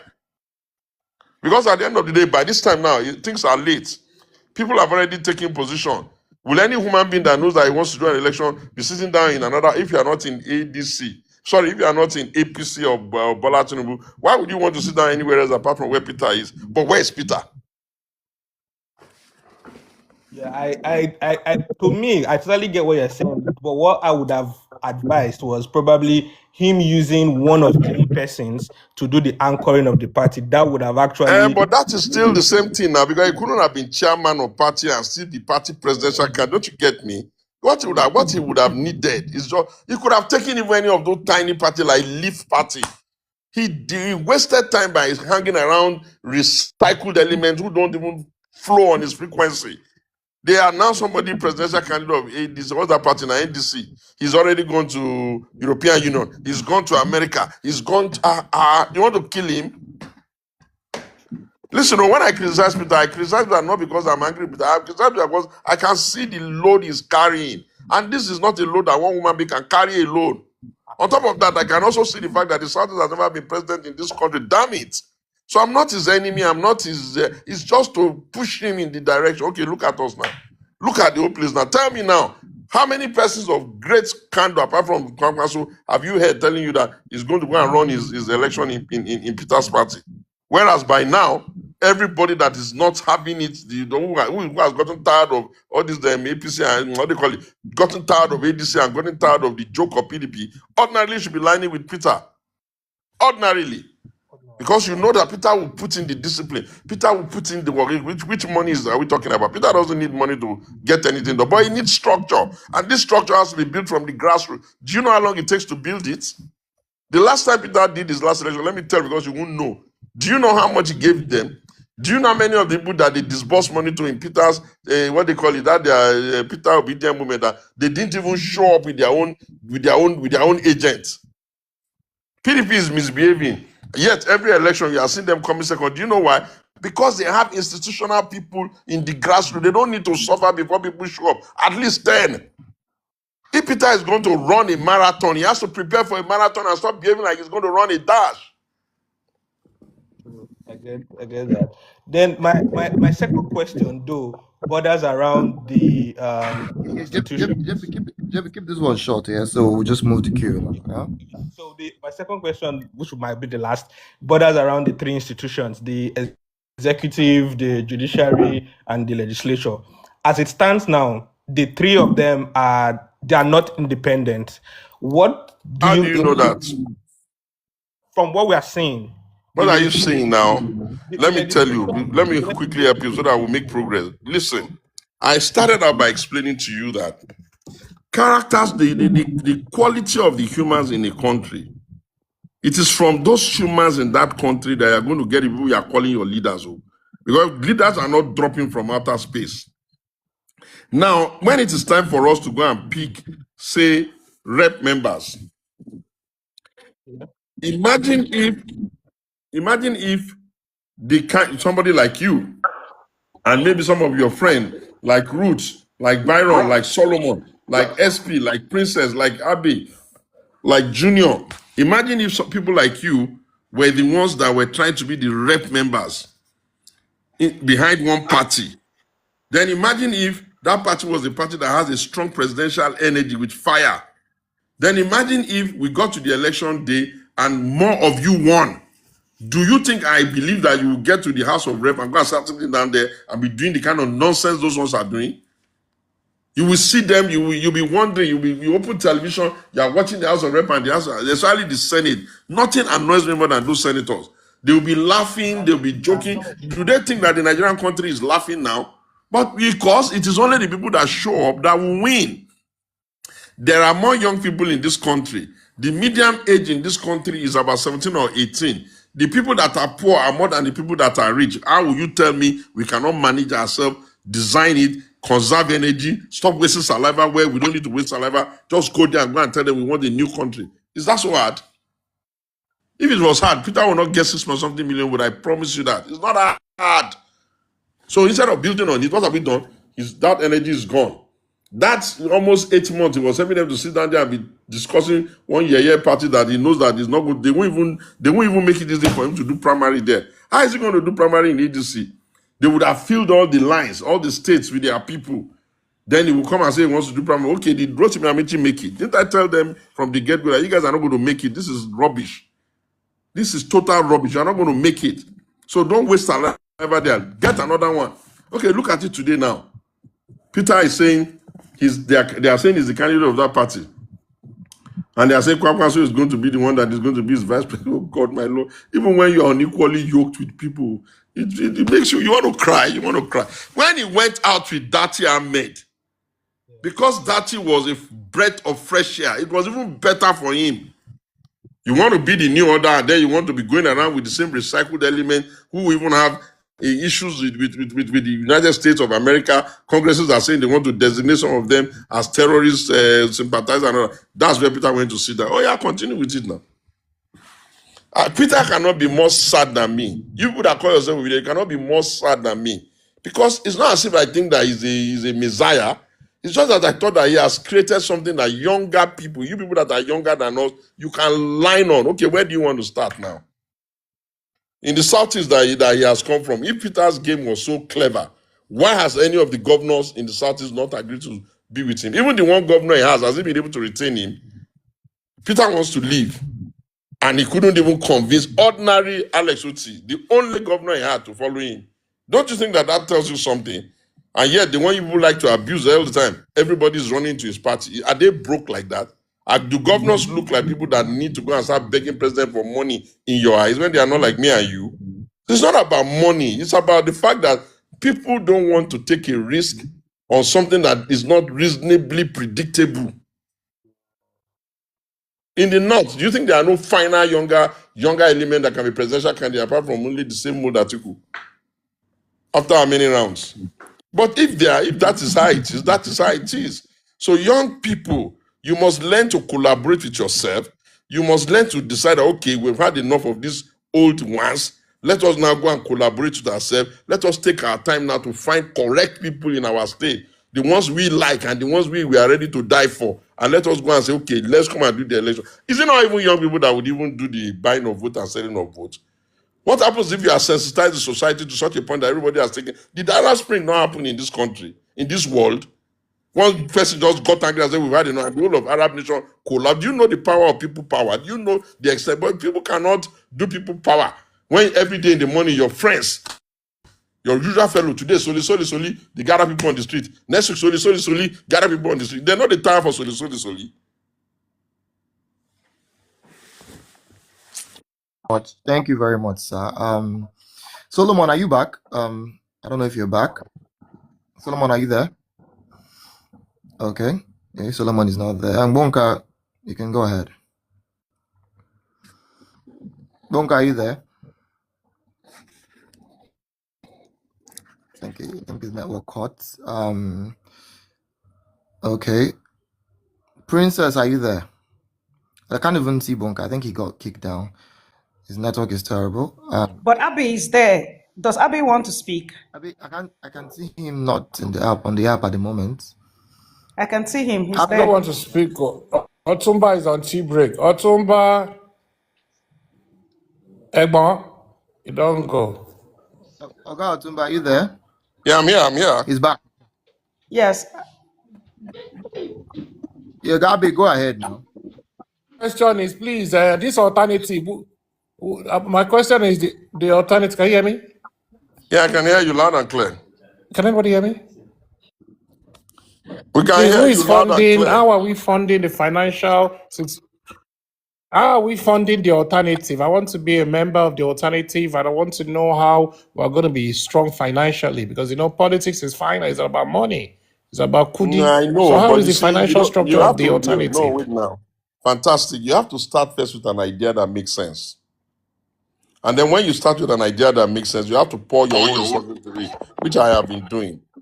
And like I rightly told you, the whole concept is let's Hello? all start thinking about the solutions to our own existential problem. And when we start thinking about it, we can then start discussing it. We can then start putting it forward. You will see that sooner or later, there will be a meeting of mind. And then when they are done with this 2027 election, whatever be the outcome, we can then structure it into a party, if that's what we want. And from the get-go, we will know that, well, we're going to give it our best shot, and we're going to give it our best shot. I just explained to you the gap in the money between when they wanted to win in 2020, in 2020, in 2015, and the kind of money PDP was throwing around. It didn't stop us, it didn't stop them from losing now. It's not really as expensive as you think. People are only interested with profound ideas. Profound ideas.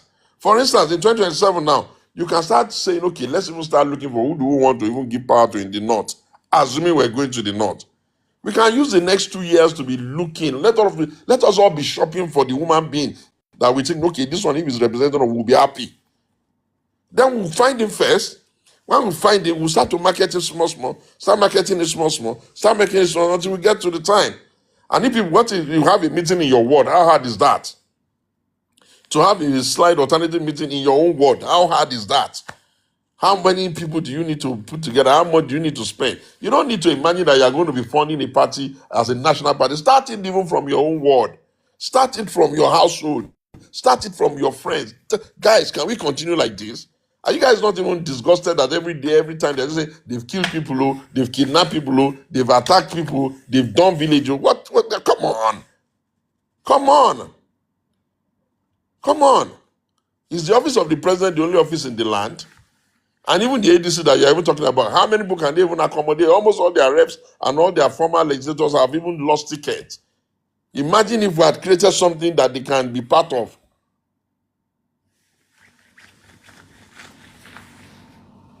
Well, thank you very much, I Otumba. want to know if I can be heard on stage. Yes, Okay, you good, can. good. Bonka, please go ahead. Yes. Thank you. Yes. Egbon Showunmi.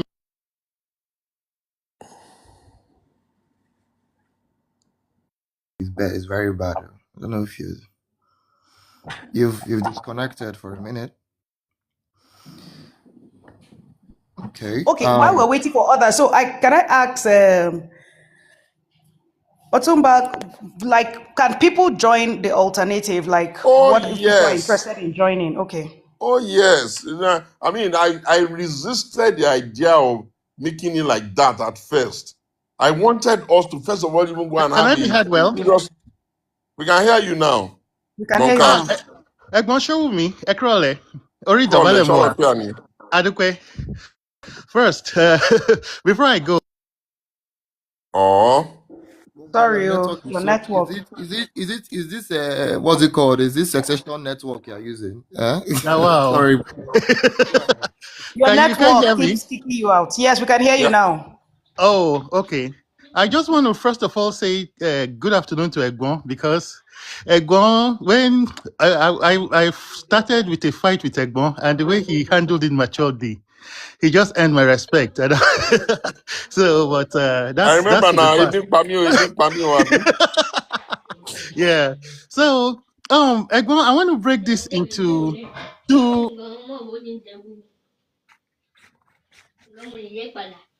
Oh, My God. Oh, Bonka, fix your network now. I think the app keeps kicking you out. I think you should close the app and come back in. So Oga Otumba, you were talking about how we can join the alternative movement. I think before Bonka came in. Oga Otumba, are you there? I can hear you now. Can I speak? Okay, what I was trying to Yes, say please is go that ahead.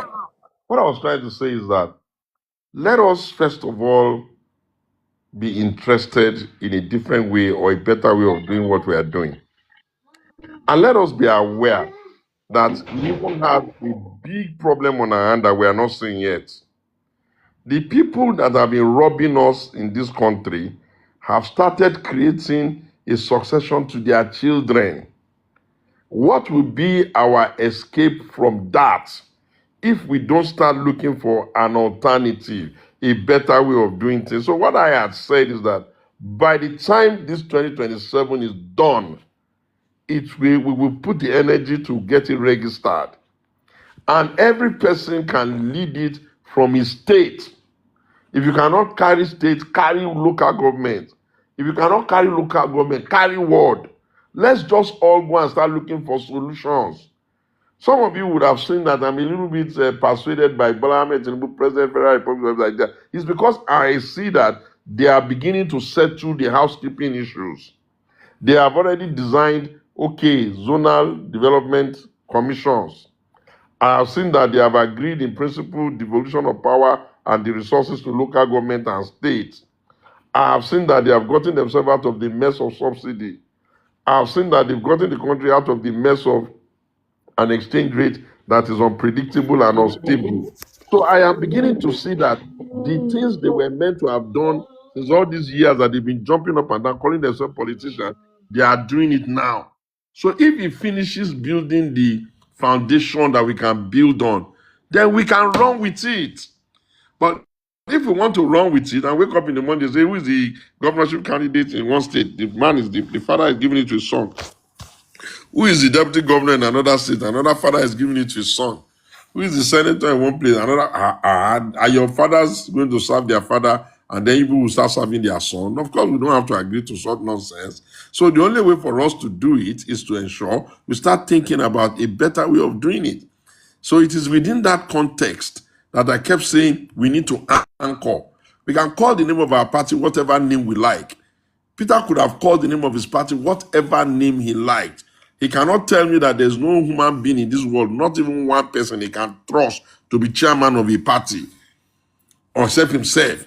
And then we could have said, okay, we are going to run on Peter's energy. We don't know whether we will win or we are going to lose, but we are going to run. Do you understand? But hey, do you expect the APC to do anybody a favor? And the other ones, which is the ADC, that okay, they may be structured. The challenge is that we already know that the people that are driving it, they have a habit of not staying. And if they lose the next election, who knows whether they will.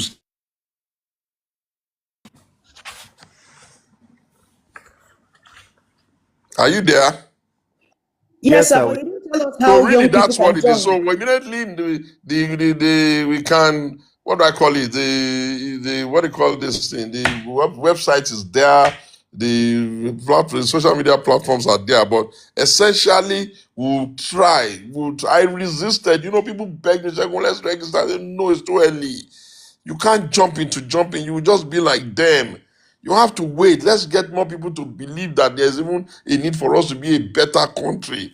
Let's get more people to believe that we can be better. Let's get more people to believe that other people in the world are not better than us. Let's get people to believe that we can't be shaming our country and be calling down one. Maybe we are proud of shaming our country. Let's get people to understand that the fact that you are a diaspora community means that you are the ambassador of your country in that diaspora community. Let's get people to understand that all this Igbo outside you about this too much unnecessary energy given to something that you know that is fraud.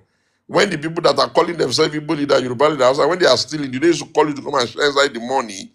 So let's get ourselves into look. All of us get this problem, and as we all get the problem, let us find the solution together.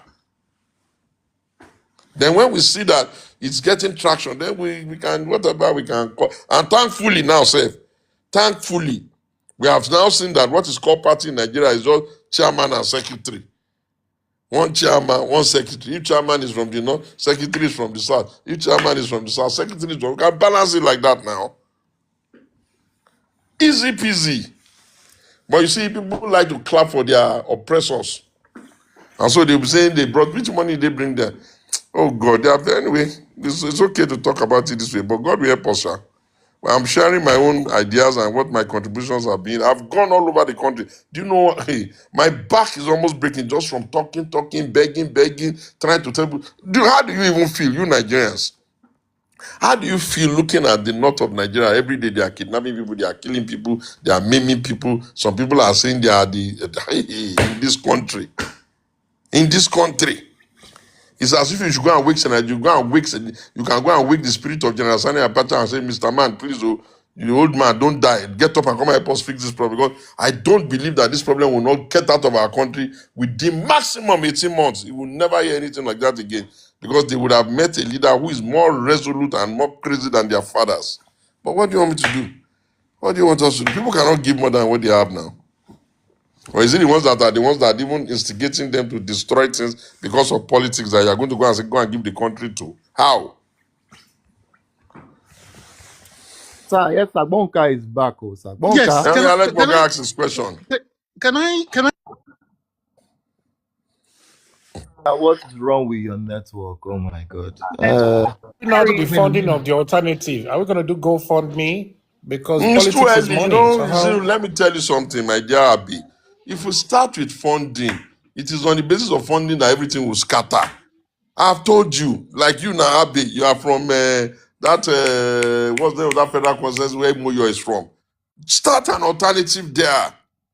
Bring your own people. Begin to tell them, can we continue like this? Put a small structure. They're very small. You want to be rep, I know, but they are not giving you tickets. The one you want to do next, call it alternative. The little things you are doing, keep it there. Somebody there, maybe Baron, I don't know where you're from. Start it there. I'm doing it. Then we'll see that when we start to move, eventually we will begin to understand how to navigate. Then we can get to the point of go fund me, go do this, go do that now. But if you start with money, that's when they will now start shouting, Aisha, somebody has stolen their money, somebody gave them money. Then Peter will be explaining himself, he didn't steal their money, he didn't eat their money. Who has time for that kind of nonsense? Anybody who lives his life only on the basis of money has no reason, he has wasted his life. We should be interested in immortality. Things we will do that will outlive us.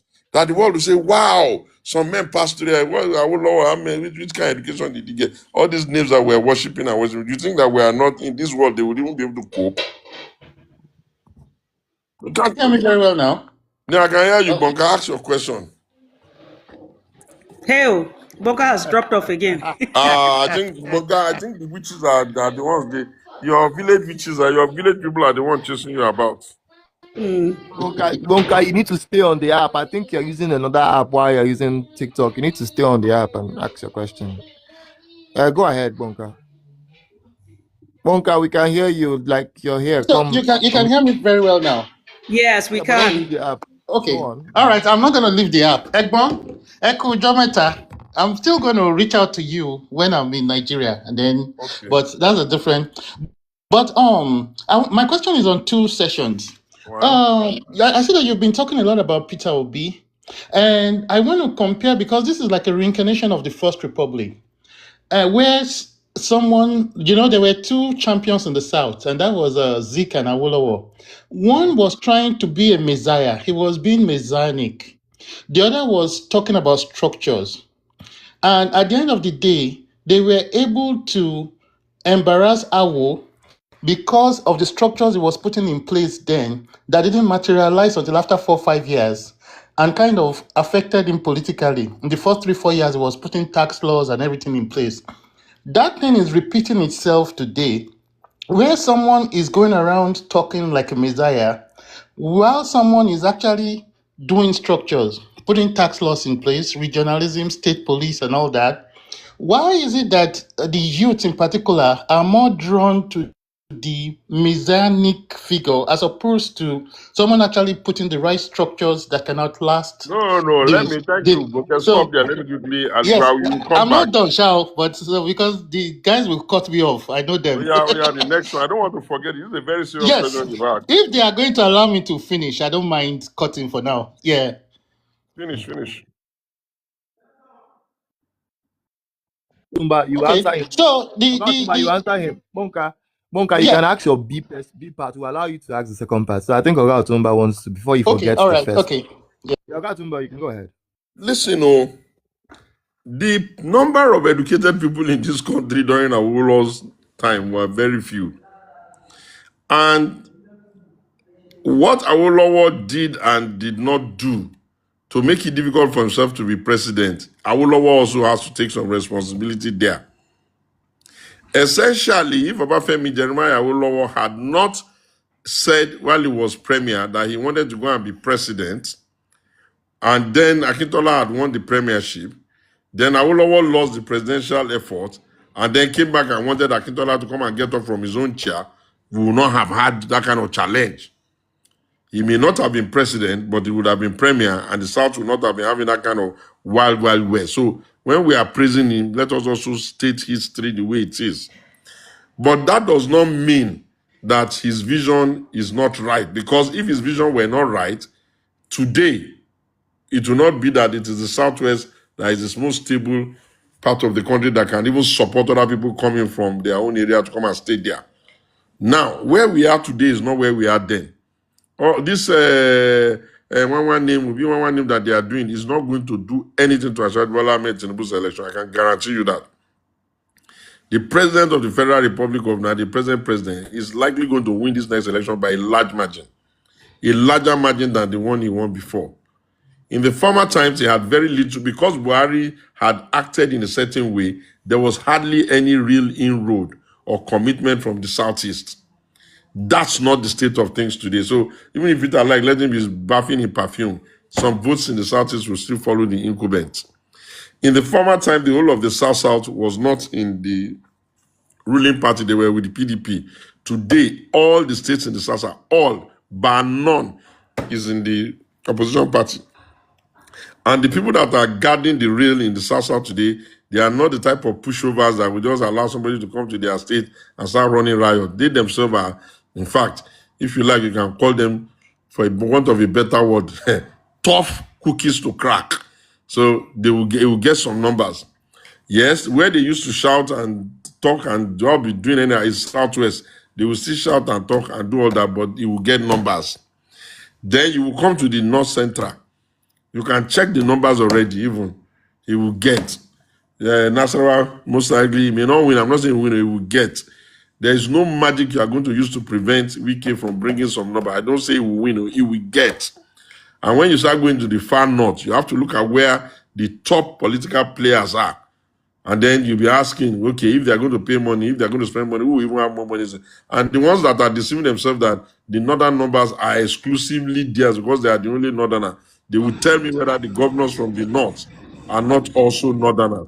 So the president is sitting a little pretty. And of course, somebody who did so much when he was not he was not controlling all the aces. If God says he's going to get second time, he will likely get. Whether he gets second time or he doesn't get second time, it does not remove from the fact that he's approaching the issue of strong properly. Because what's the point in us changing the name of our president every 4 years, and yet Nigeria is not making as much progress? The data suggests that we're doing very, very well in terms of our.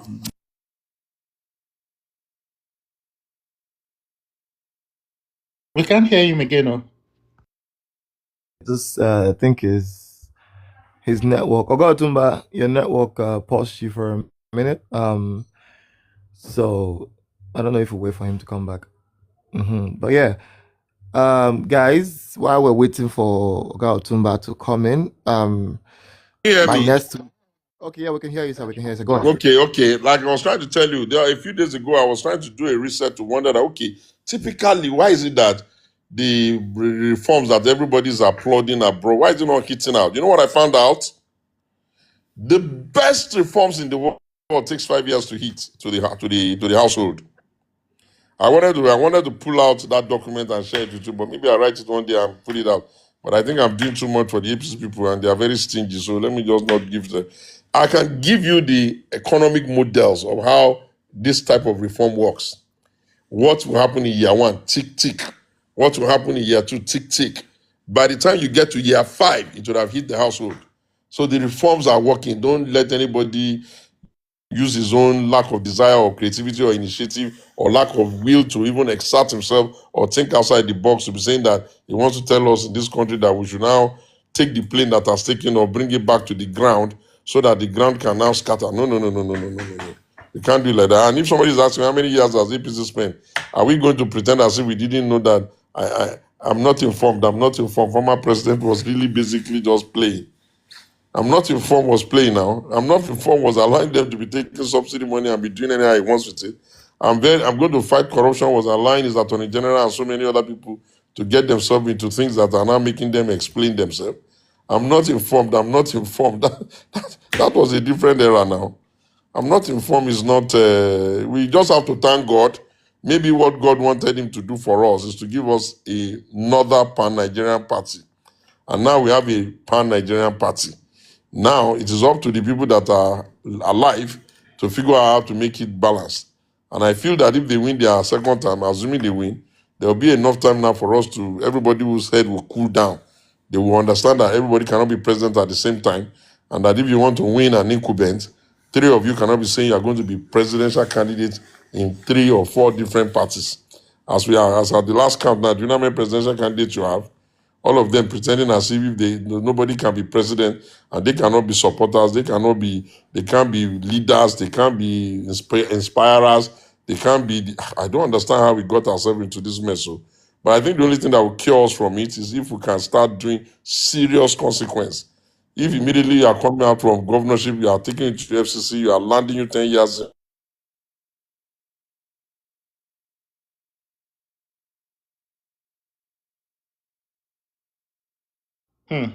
We lost him again. Yeah, I think No, he's you have here. not lost me. I'm here. Oh. Let Okay, me sir. let me quickly Okay, do sir. my second. What about your second part? Yeah, go on. Yes, thank you very much. This is more on security issues, and this is where I was in Nigeria about 2 months ago, and I mean Lagos was so impressive. But the moment in fact, not like the moment we step out of the island and we start going into the interiors towards Ogun State, towards Ibadan, you just see that fear grip you. It just feels like if you're not in Lagos, you're not safe. So, and that's a major reason many of us in diaspora have not come back home yet. We're really scared of. In fact, for some of us, what we make back home is actually more than what we make abroad. It's the security issue. So I wanted to ask about it that do you think it's an economic issue? Because what we hear people like Gumi say is that, oh, these guys were neglected in the society or stuff like that. So is it an economic issue or a political issue? Are they doing it because of economic reasons or there's a political agenda behind it? And do you think there's a solution to that soon, especially with the state police about to be created, which I listened to, but I noticed that they are not still ready to equip them with sophisticated weapons. They're still reluctant about that. So that's what I wanted you to talk about, sir. Thank you. Okay, God bless you. Thank you very much. Number one, we have fallen into the trap of allowing the weapon weaponization of faith. By weaponization of faith, I mean we closed our eyes to those of them who were in charge of our country. They closed their eyes to the responsibility of insisting that this country is a secular state and that freedom of religion is not to the extent that people are going to now over radicalize people in our country and allow them to start participating in what you call a criminal economy for banditry, insurgency, war. And that Nigeria is not the headquarters of all the Fulanis in the world. And therefore, there are Fulanis in Guinea. They are not doing banditry there. There are Fulani in Guinea-Bissau and Guinea-Conakry. There are Fulani in some part of Utajalon. There are Fulanis around some part of Senegal. They are not doing insurgency there. So whoever is doing insurgency here cannot be calling himself Fulani. Just call him criminal so that we don't gaslight all the human beings in the world. And it is a failure of the state for them not to understand that the Oh, on that one, I don't agree, but I will keep quiet. let me finish, please. You don't agree what? The coercive power of the state to be able to compel people not to be able to act anyhow, that authority ought to reside in the state. And if it No, but resides I in just mean that violence has been part of Fulani life since the no, can 1800s. you So stop? we I don't can you stop, please? I Bonka. beg your pardon. It is very you see, these are the kinds of things that make nations difficult to lead. You cannot say that their total population in Africa, I don't know, maybe 12 million or 20 million. You cannot tell me that all the 20 million people that are Fulani are the ones doing insurgency. Even in this Nigeria, are you telling me that you don't know of any Fulani person that is going about his activities peacefully? Have they not captured people that were not even Fulani from other tribes? Edo State was just parading people and they are not Fulani in the southwest too. So the point I'm making is that for please, Bonka, let us not make a bad situation worse. You see, when you gaslight a race, let me tell you what you don't see. You force other members of that race to become sympathizers to their race. If somebody were gaslighting the Yorubas now, naturally you will start to feel a need to protect them. The best way is that I've read the Quran back and I've read the Hadiths, I've done this, I've done that. I cannot find anywhere there where, on the basis of Islam, people can be killing Muslims, killing people anyhow this way. It is the failure of the state and the inability for them to have enough coercive power. And if other countries, if this was happening in Russia, would they tolerate it? If it was happening in America, would they tolerate it? Even if it was happening in Saudi Arabia, would the Saudi government tolerate it? If it was happening in Niger, oh sorry, what's that country? Iran, would they tolerate it? It is because the leadership of this country tolerated what should have been stamped out on time. And it is now, and can it be solved? Yes, it can be solved. We cannot be a country that's part of ECOWAS and see that all our neighbors, none of them is having insurgency, only us. And don't think that it's time for us to call them to the table and tell them maybe we are getting out. If the United States of America was having challenge only with its border because of drugs and did something very radical so that they will not use drugs to finish their own people behind the Mexico border, why would we as Nigeria insist that there will be no insurgency in Niger? There's none in Chad. There's none in Cameroon. There's none in Guinea. There's none in Mali, only in our own country. And then why would we believe that in this same country, some people can call themselves either cleric of whatever denomination, and that as cleric, it has given them the right and the freaking audacity to be talking anyhow, acting anyhow, sympathizing with criminals, suggesting that as if you have an alternative government outside the one that is government. Well, if the government makes up its mind that it has had enough, I'm sure they will be able to find people who can give them ideas on how to ensure that it is truly enough. But in the meantime, it didn't start in one day, so it cannot go in one day. When somebody sat down in Zamfara and was saying he wanted to start Sharia, they should have told him not in this country, straight up. They didn't tell him that from Sharia now, it became Boko Haram. From Boko Haram, it became insurgents, farmer elders clashes. From farmer elders clashes, it became Lakwada, Al Bayradi. What kind of nonsense is that? When did Nigerians start bearing sort of names? We don't bear that names here. We went we went all over the country. We were born in the as Yoruba people were children of soldiers. We don't have any friend that when we were grown up, his name was Al Faradi, Al Tarata. What kind of nonsense? We knew names like Abba, Mohammed, Fati, Latifa. Those are the kind of names we bear in Nigeria. So all these are Awawada. It was our own failing to have ensured that they found it in our eyes that we can tolerate it. And on the state police you say you are talking about, let them start it first. They may be afraid at first to put in all the powers. When we have it, we will know whether we are going to have state police so that they can go onto the bush and go and start fighting insurgency with baton. I'm sure that when we have the state police, and necessity will make them understand that there will be a way to figure out how to ensure that they will have all the instruments required for them to work. So, Gonka, don't be too Yoruba in your national conversation. Yes, sir. Your son may be president now. He won't be Thank you president so forever. much, Otumba. And You when just he hit cannot, the nail on the head. Thank you. and when he's not, He's my Egbon. I can't argue with him publicly, when but your no son Allah. stop being wait, when your son stop being president, Nigeria is not going to disappear. So let us have a pan-Nigerian look so that when the future comes, whenever the future comes, we can still have pan-Nigerian voices to say moderation here, support here, enough here. Every black man that dies in our soil is our own person. We are not a people who are even having colors that are even too different. We all even really look alike, and we have almost similar culture. And if we've gotten to the point where we are saying we don't want animals on the street again, we must have the courage to say, Mr. Man, animal husbandry is a business. Freaking hell, take your animals away from my streets. And then we don't need to be shy to do that. Every society in the world, the ones in England, the one in America, the one in Australia, they used to roam around with animals. But civilization does not expect that there will be a crisis or we don't know what to decide between the right of animals and the right of human beings. But you see, any leader that is going to do that has to be a leader that understands why it must be done. And the heavens will not fall if you implement the law and insist that the law is the law. In fact, the heavens will be very happy. Thank you very much, Oga Otumba. I think we'll take two more questions, right? Before we wrap up the space, we've already had a lot of your time today. Thank you so much. So I see Joseph and I see Suleiman. This will be our last two speakers. Joseph, are you there? Official Joseph, are you there? Okay. Suleiman, are you there? Go ahead, please. Yeah, Thank you very I'm much. here. Thank you very much. I am Ali Sulaiman Nabiodun. I'm talking from Authority. Abeokuta. Authority. Oh, Otumba, yeah, fire on. my greetings to you, Otumba.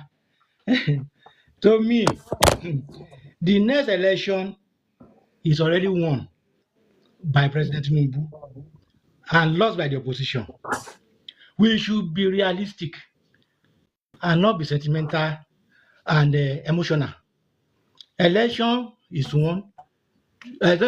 Election is not won through the route of who can shout most or who can shout the more louder. APC has become the only true and working coalition that has transmuted into a strong party that has structurally entrenched itself into the Nigerian political fabric. The Nigerian political algorithm is today architecturally built around Tinubu and by extension APC's strategic objective of staying power. Anybody thinking Obi can make same impact like 2023 is missing the point. All the 2023 strategies Obi adopted can no longer work, cannot be anymore. The religion card, the NSAS propaganda, etc. It can no longer win Lagos.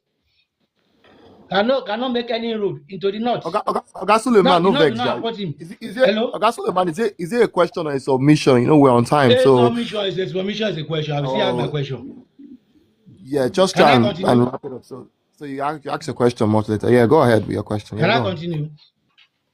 Yes, but you know you need to Okay. introduce the question. You need to introduce the question, Oga Suleiman. I'm making a submission. Well, it's questions, sir. It's questions, sir. It's question you So I don't want. know. Okay, Yes, all sir. right. Yes, sir. If it's question, let me ask question. Otunba Segun Showunmi. Sir. Nigeria, as it is now, the insurgency, the banditry, and terrorism, if left if left not effectively tackled, as per my experience in the intelligence service, what Of I course. see, I see an ominous sign. Civil war is looming, and it will consume Nigeria. Right, that's my submission. And what can we do to reverse this trend? Thank you, Otumba Showunmi. Well, God bless you. Thank you very much. I've visited the United States of America, the State Department, the Congress more than 4 times on this issue. And I have screamed and shouted, written position paper, argued with them, made submission, tried to stop the instigators who are instigating things. Nigeria is that. Look, essentially, it is the Federal Republic of Nigeria and its citizens that must say enough is enough. And that a radical problem requires some very radical solutions. Thankfully, the president has majority Senate, majority rep, majority governor in that order. Therefore, he should make himself available to receive some ideas that were harvested for him by going up and down the world to ask for solutions to this problem. The fact of the matter is that any state or local government that has lost the ability to be affected by the killings of its people, that state has lost its secret role in governance.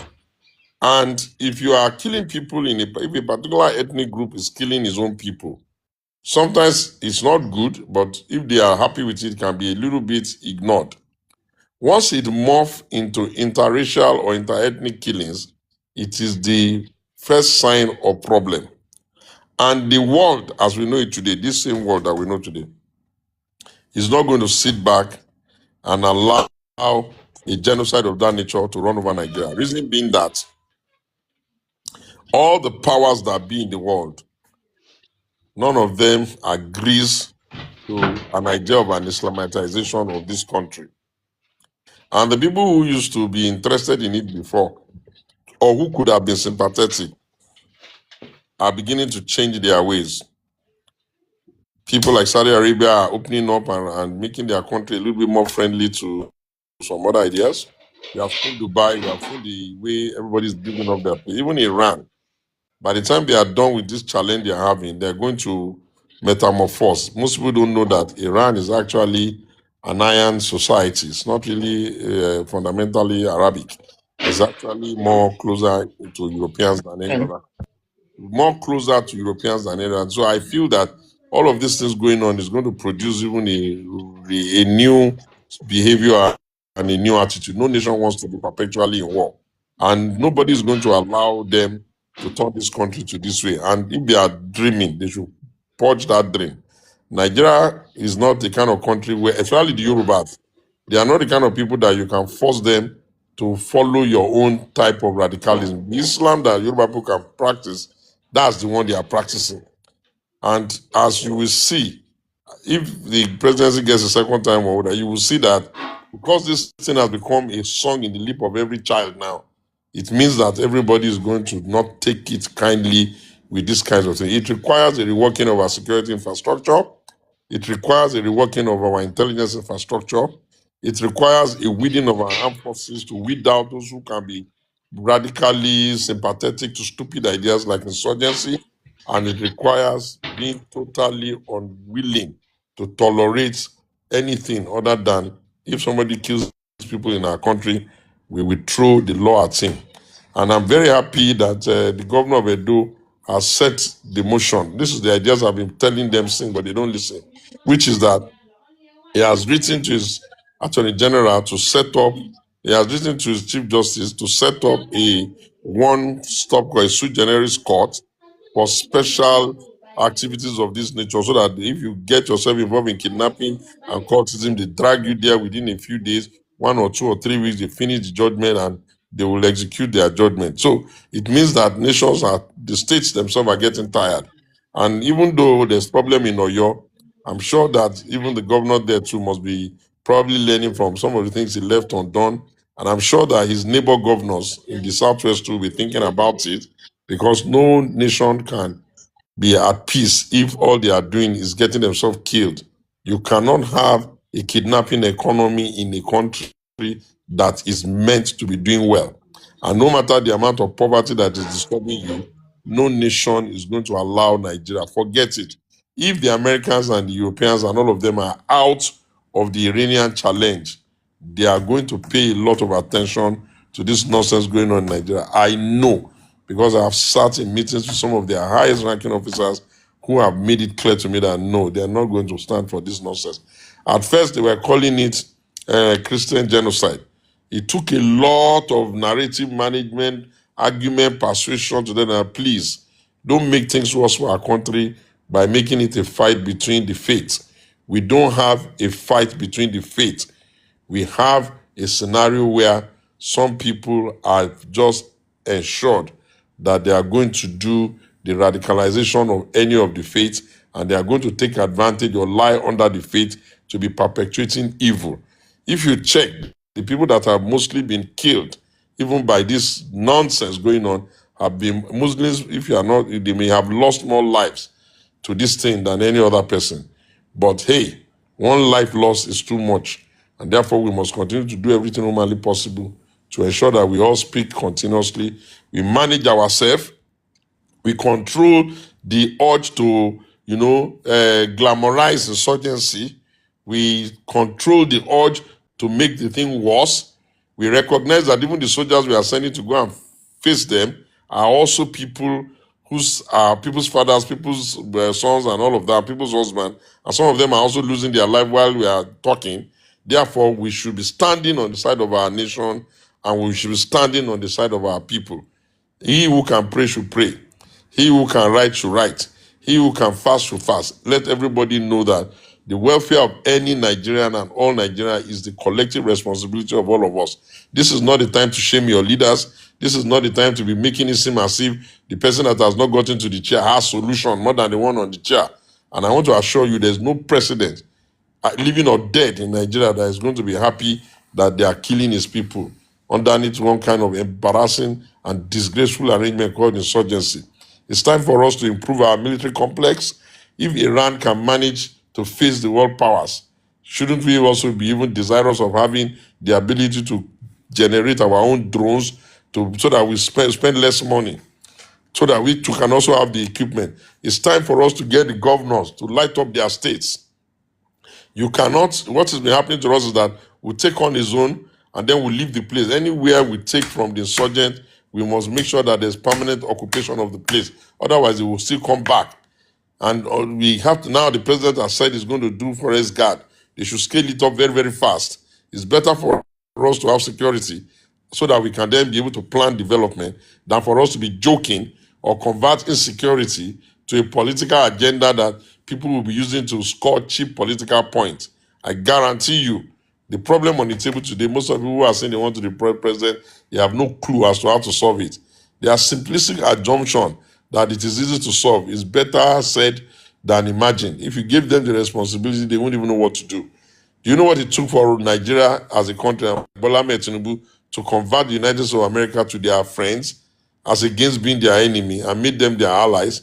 Do you know how many collaborative deployment is going on, even to be seen that they are able to take some territory from them? Yes, there will be soft targets. May God Almighty protect us. May the owner of life be with us. The one who has created us as Nigeria and who has made our country this great, may he help us to inspire our leaders to do the right thing. But insurgency will never win in this country. It has not won in any other country, and it's not going to win here. Thank you very much. Thank you very much, Otumba Dr. Segun Showunmi. Thank you for the time you have spent with us this evening. It has been an amazing time. I'm sure we can all attest to that. But much more than anything, yes. Boma, were you saying something? Wellington and Wonka would ask their question, so our guest can answer because Wellington came up since we're not taking official again. Okay, I think Bonka is done with his questions. Yes, he is. I wasn't done. No, I'm not going there again, I promise. It's something else. Bonka, can we have Wellington talk? And then if we have time, we'll come back to you. Thank you. Sure. Like I I said, wanted I to come in comment. peace. Yes, I wanted to commend Otumba for actually really addressing some of the issues that we deal with Bonka. And I'm happy that Bonka respects him, so he's taking note of all those things that he has said. He's my mentor, but so I can't Okay, fight him in that's good. public. Yeah. Okay, thank you. Wellington, please kindly unmute your mic and speak. Oh, thank you. Otumba, thanks a lot for what you're doing. My question had to do with exactly what you're talking about, the foreign influence on the killings, right? How can we, like, what happened? Why did the US just stop, right? There was the time that the US was actually going back and forth and called us a state of particular concern, and we saw the government actually start trying to do stuff.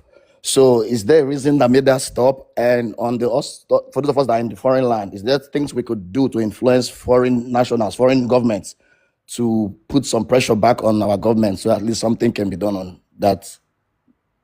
Thank you very much. The first and most important thing that foreign nationals must understand is that all the nations that have been able to do anything great, including even the United States, it has always been as a result of diaspora members of one era coming to contribute. For America, it was the diasporans in Europe that went there and created that country. Even for Israel, it was the diasporans in Europe and all over the world that went there to create it. Even China, it was a lot of their diasporan energy that they had in some of the capitals and the science institute that created the same for India. So the Nigerian diaspora community, you must understand, every time you wake up in a foreign land, whether you've been there forever and you want to stay there forever, always remember that you have a duty to also stand for the country and stand for your home.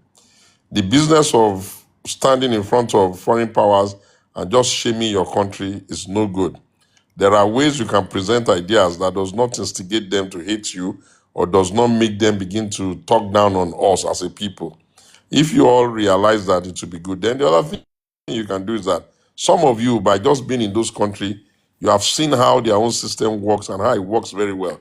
Therefore, what will be appropriate is learn to write policy, learn to write frameworks, and learn to share. Until we're able to bring one of us into the presidency, let us continue to give them ideas and give them ideas and give them ideas in the odd chance that they themselves too will want to have a great nation.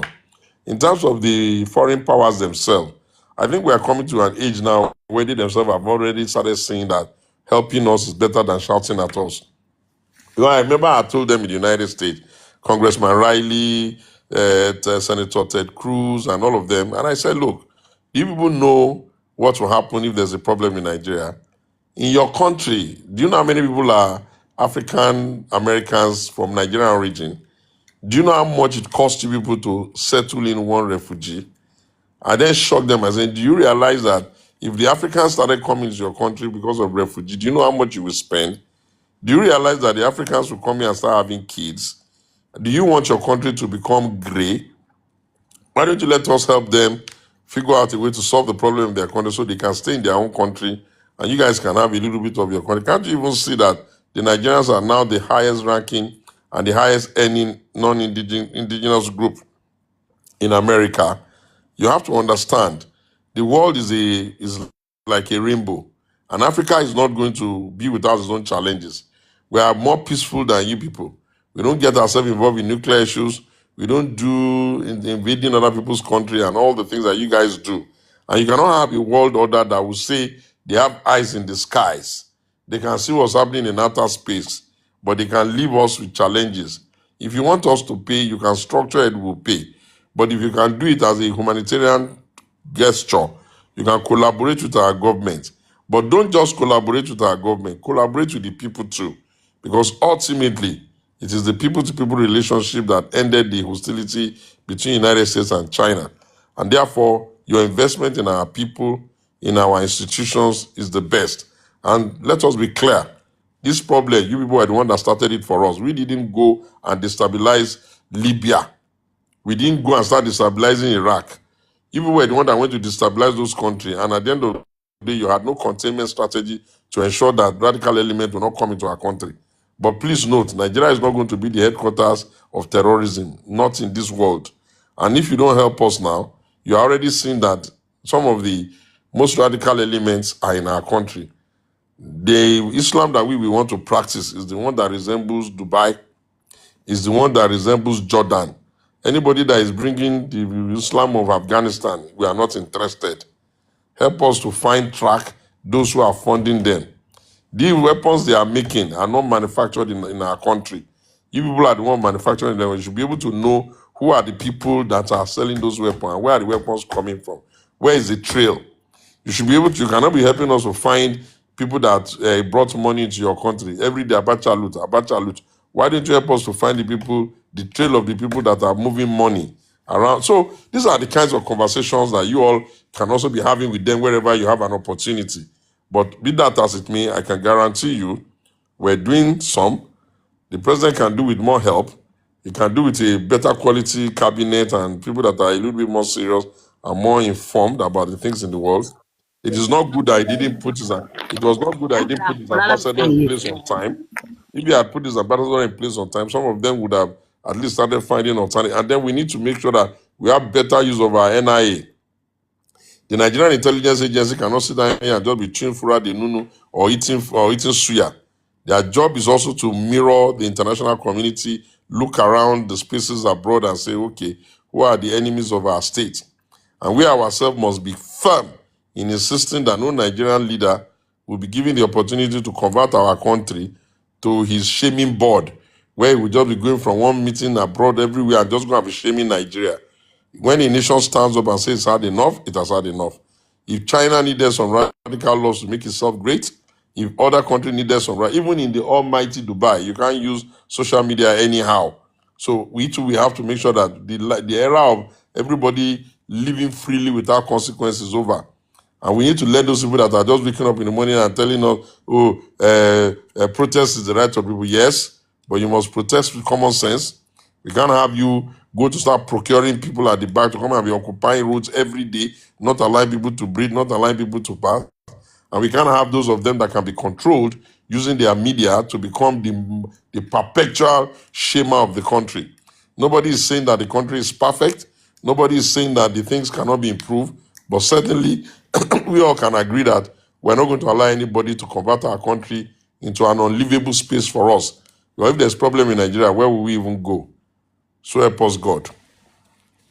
You very much, sir. Bonka, sorry, Bonka, I don't know if you can keep your Yes. question short, very, very short. So we'll wrap up the space. Oga, we've already taken most of it. Oga Atumba's time. And Oga Atumba, we thank you so much for honoring us with your time. I know it's a lot, but we thank you so much. Bonka, just please try and wrap it up. Yeah. I don't know why it's when I'm about to talk that you're now saying short. And you didn't say that to everybody else. Why? But We made space yeah. for you. You're supposed to be like this Oh, last speaker, then we're done. Yeah, so okay. just Edmond, there's just something I wanted you to quickly address, and it was I wanted to clarify what you mean when you say we should not see ethnicity when it has to do with politics, because ethnicity itself is an identity. And most of us see the world through our ethnicity. In fact, the British does understand this. That's why there's always been three major political parties, and each of the three major ethnic groups, who So, they are not the only. I've heard you. Let me, so as the time is spent, I've heard you, but Oh, let me abide your mind to something. But have you ever bothered to ask yourself that why is it that Awolowo could not be president in this country? Let me help you. The politics of the it first was republic. it was because of the East. Let me The just finish, the please. Can I Zikism muscled finish? him in, yeah. No. And then we didn't have democracy long enough for Let him me help you. Let me to help you. spread himself out. Let Yeah. me help you. The first republic was an ethnic republic. Everybody, Awolowo was doing his own, Zik was doing his own. All of them were doing their own. Tafa Balewa were doing their own. The republic ended up dying on his own weight. The second republic was not any better. We ended up in a war. The third republic, which was, no, the second republic was the Maolo's republic, MPN, UPN, GNPP, they were all essentially tribal parties. And then the final republic where we're in, which we all owe Shehu Musa Yar'Adua the credit of making us be this way, was the only republic where at the foundational level, Shehu Musa Yar'Adua, a country that has a handshake across the Niger and across the Benue. And the Yoruba people, your people, my people, were the first person to get the benefit of that. And it has benefited you much. Then if you now say because it has benefited you much, you have become so insensitive to the other ethnic group, and now you want to play an ethnic card when you people are the one in charge of the nationalism of the country, Well, I do not agree it's the right thing.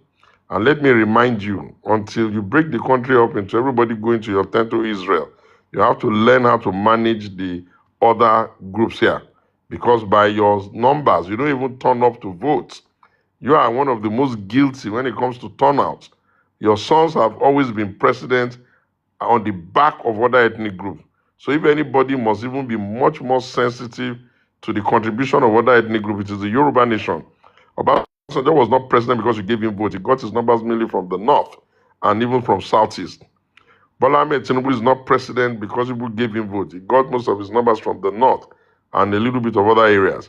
And if he's going to be able to make it in a second term, he's still going to be relying on a lot of numbers from other places outside your ethnic group. You people are a people who like to talk, criticize, abuse, and all that. You don't even turn up on election day. The population of Lagos is more than 20 million. You will see the little numbers they will throw up. They've just done an election in Ekiti. They collected more than 1 point something million voters card. They are barely electing the man with less than 300. So technically, we know that you people don't turn up. So therefore, I want to you in the name of God Almighty and in the name of everything that is good, including your so-called Yorubaness. This country is called the Federal Republic of Nigeria, and every conversation in Nigeria must be seen from that prison. What affects one affects all. Even if you broke the country up, you are still going to be dealing with neighbors of other coloration. So better to see the country as people of the same father but different mothers. May God help you. May God inspire you. May God change your mind. And may God make you into a champion of Nigeria, not just some ethnic jingoist who wants to be pushing your ethnicity into people's faces just because the pendulum seems to favor you now. Let it be on record that I said this because I know that you are not going to be president forever and ever. Amen. Good night.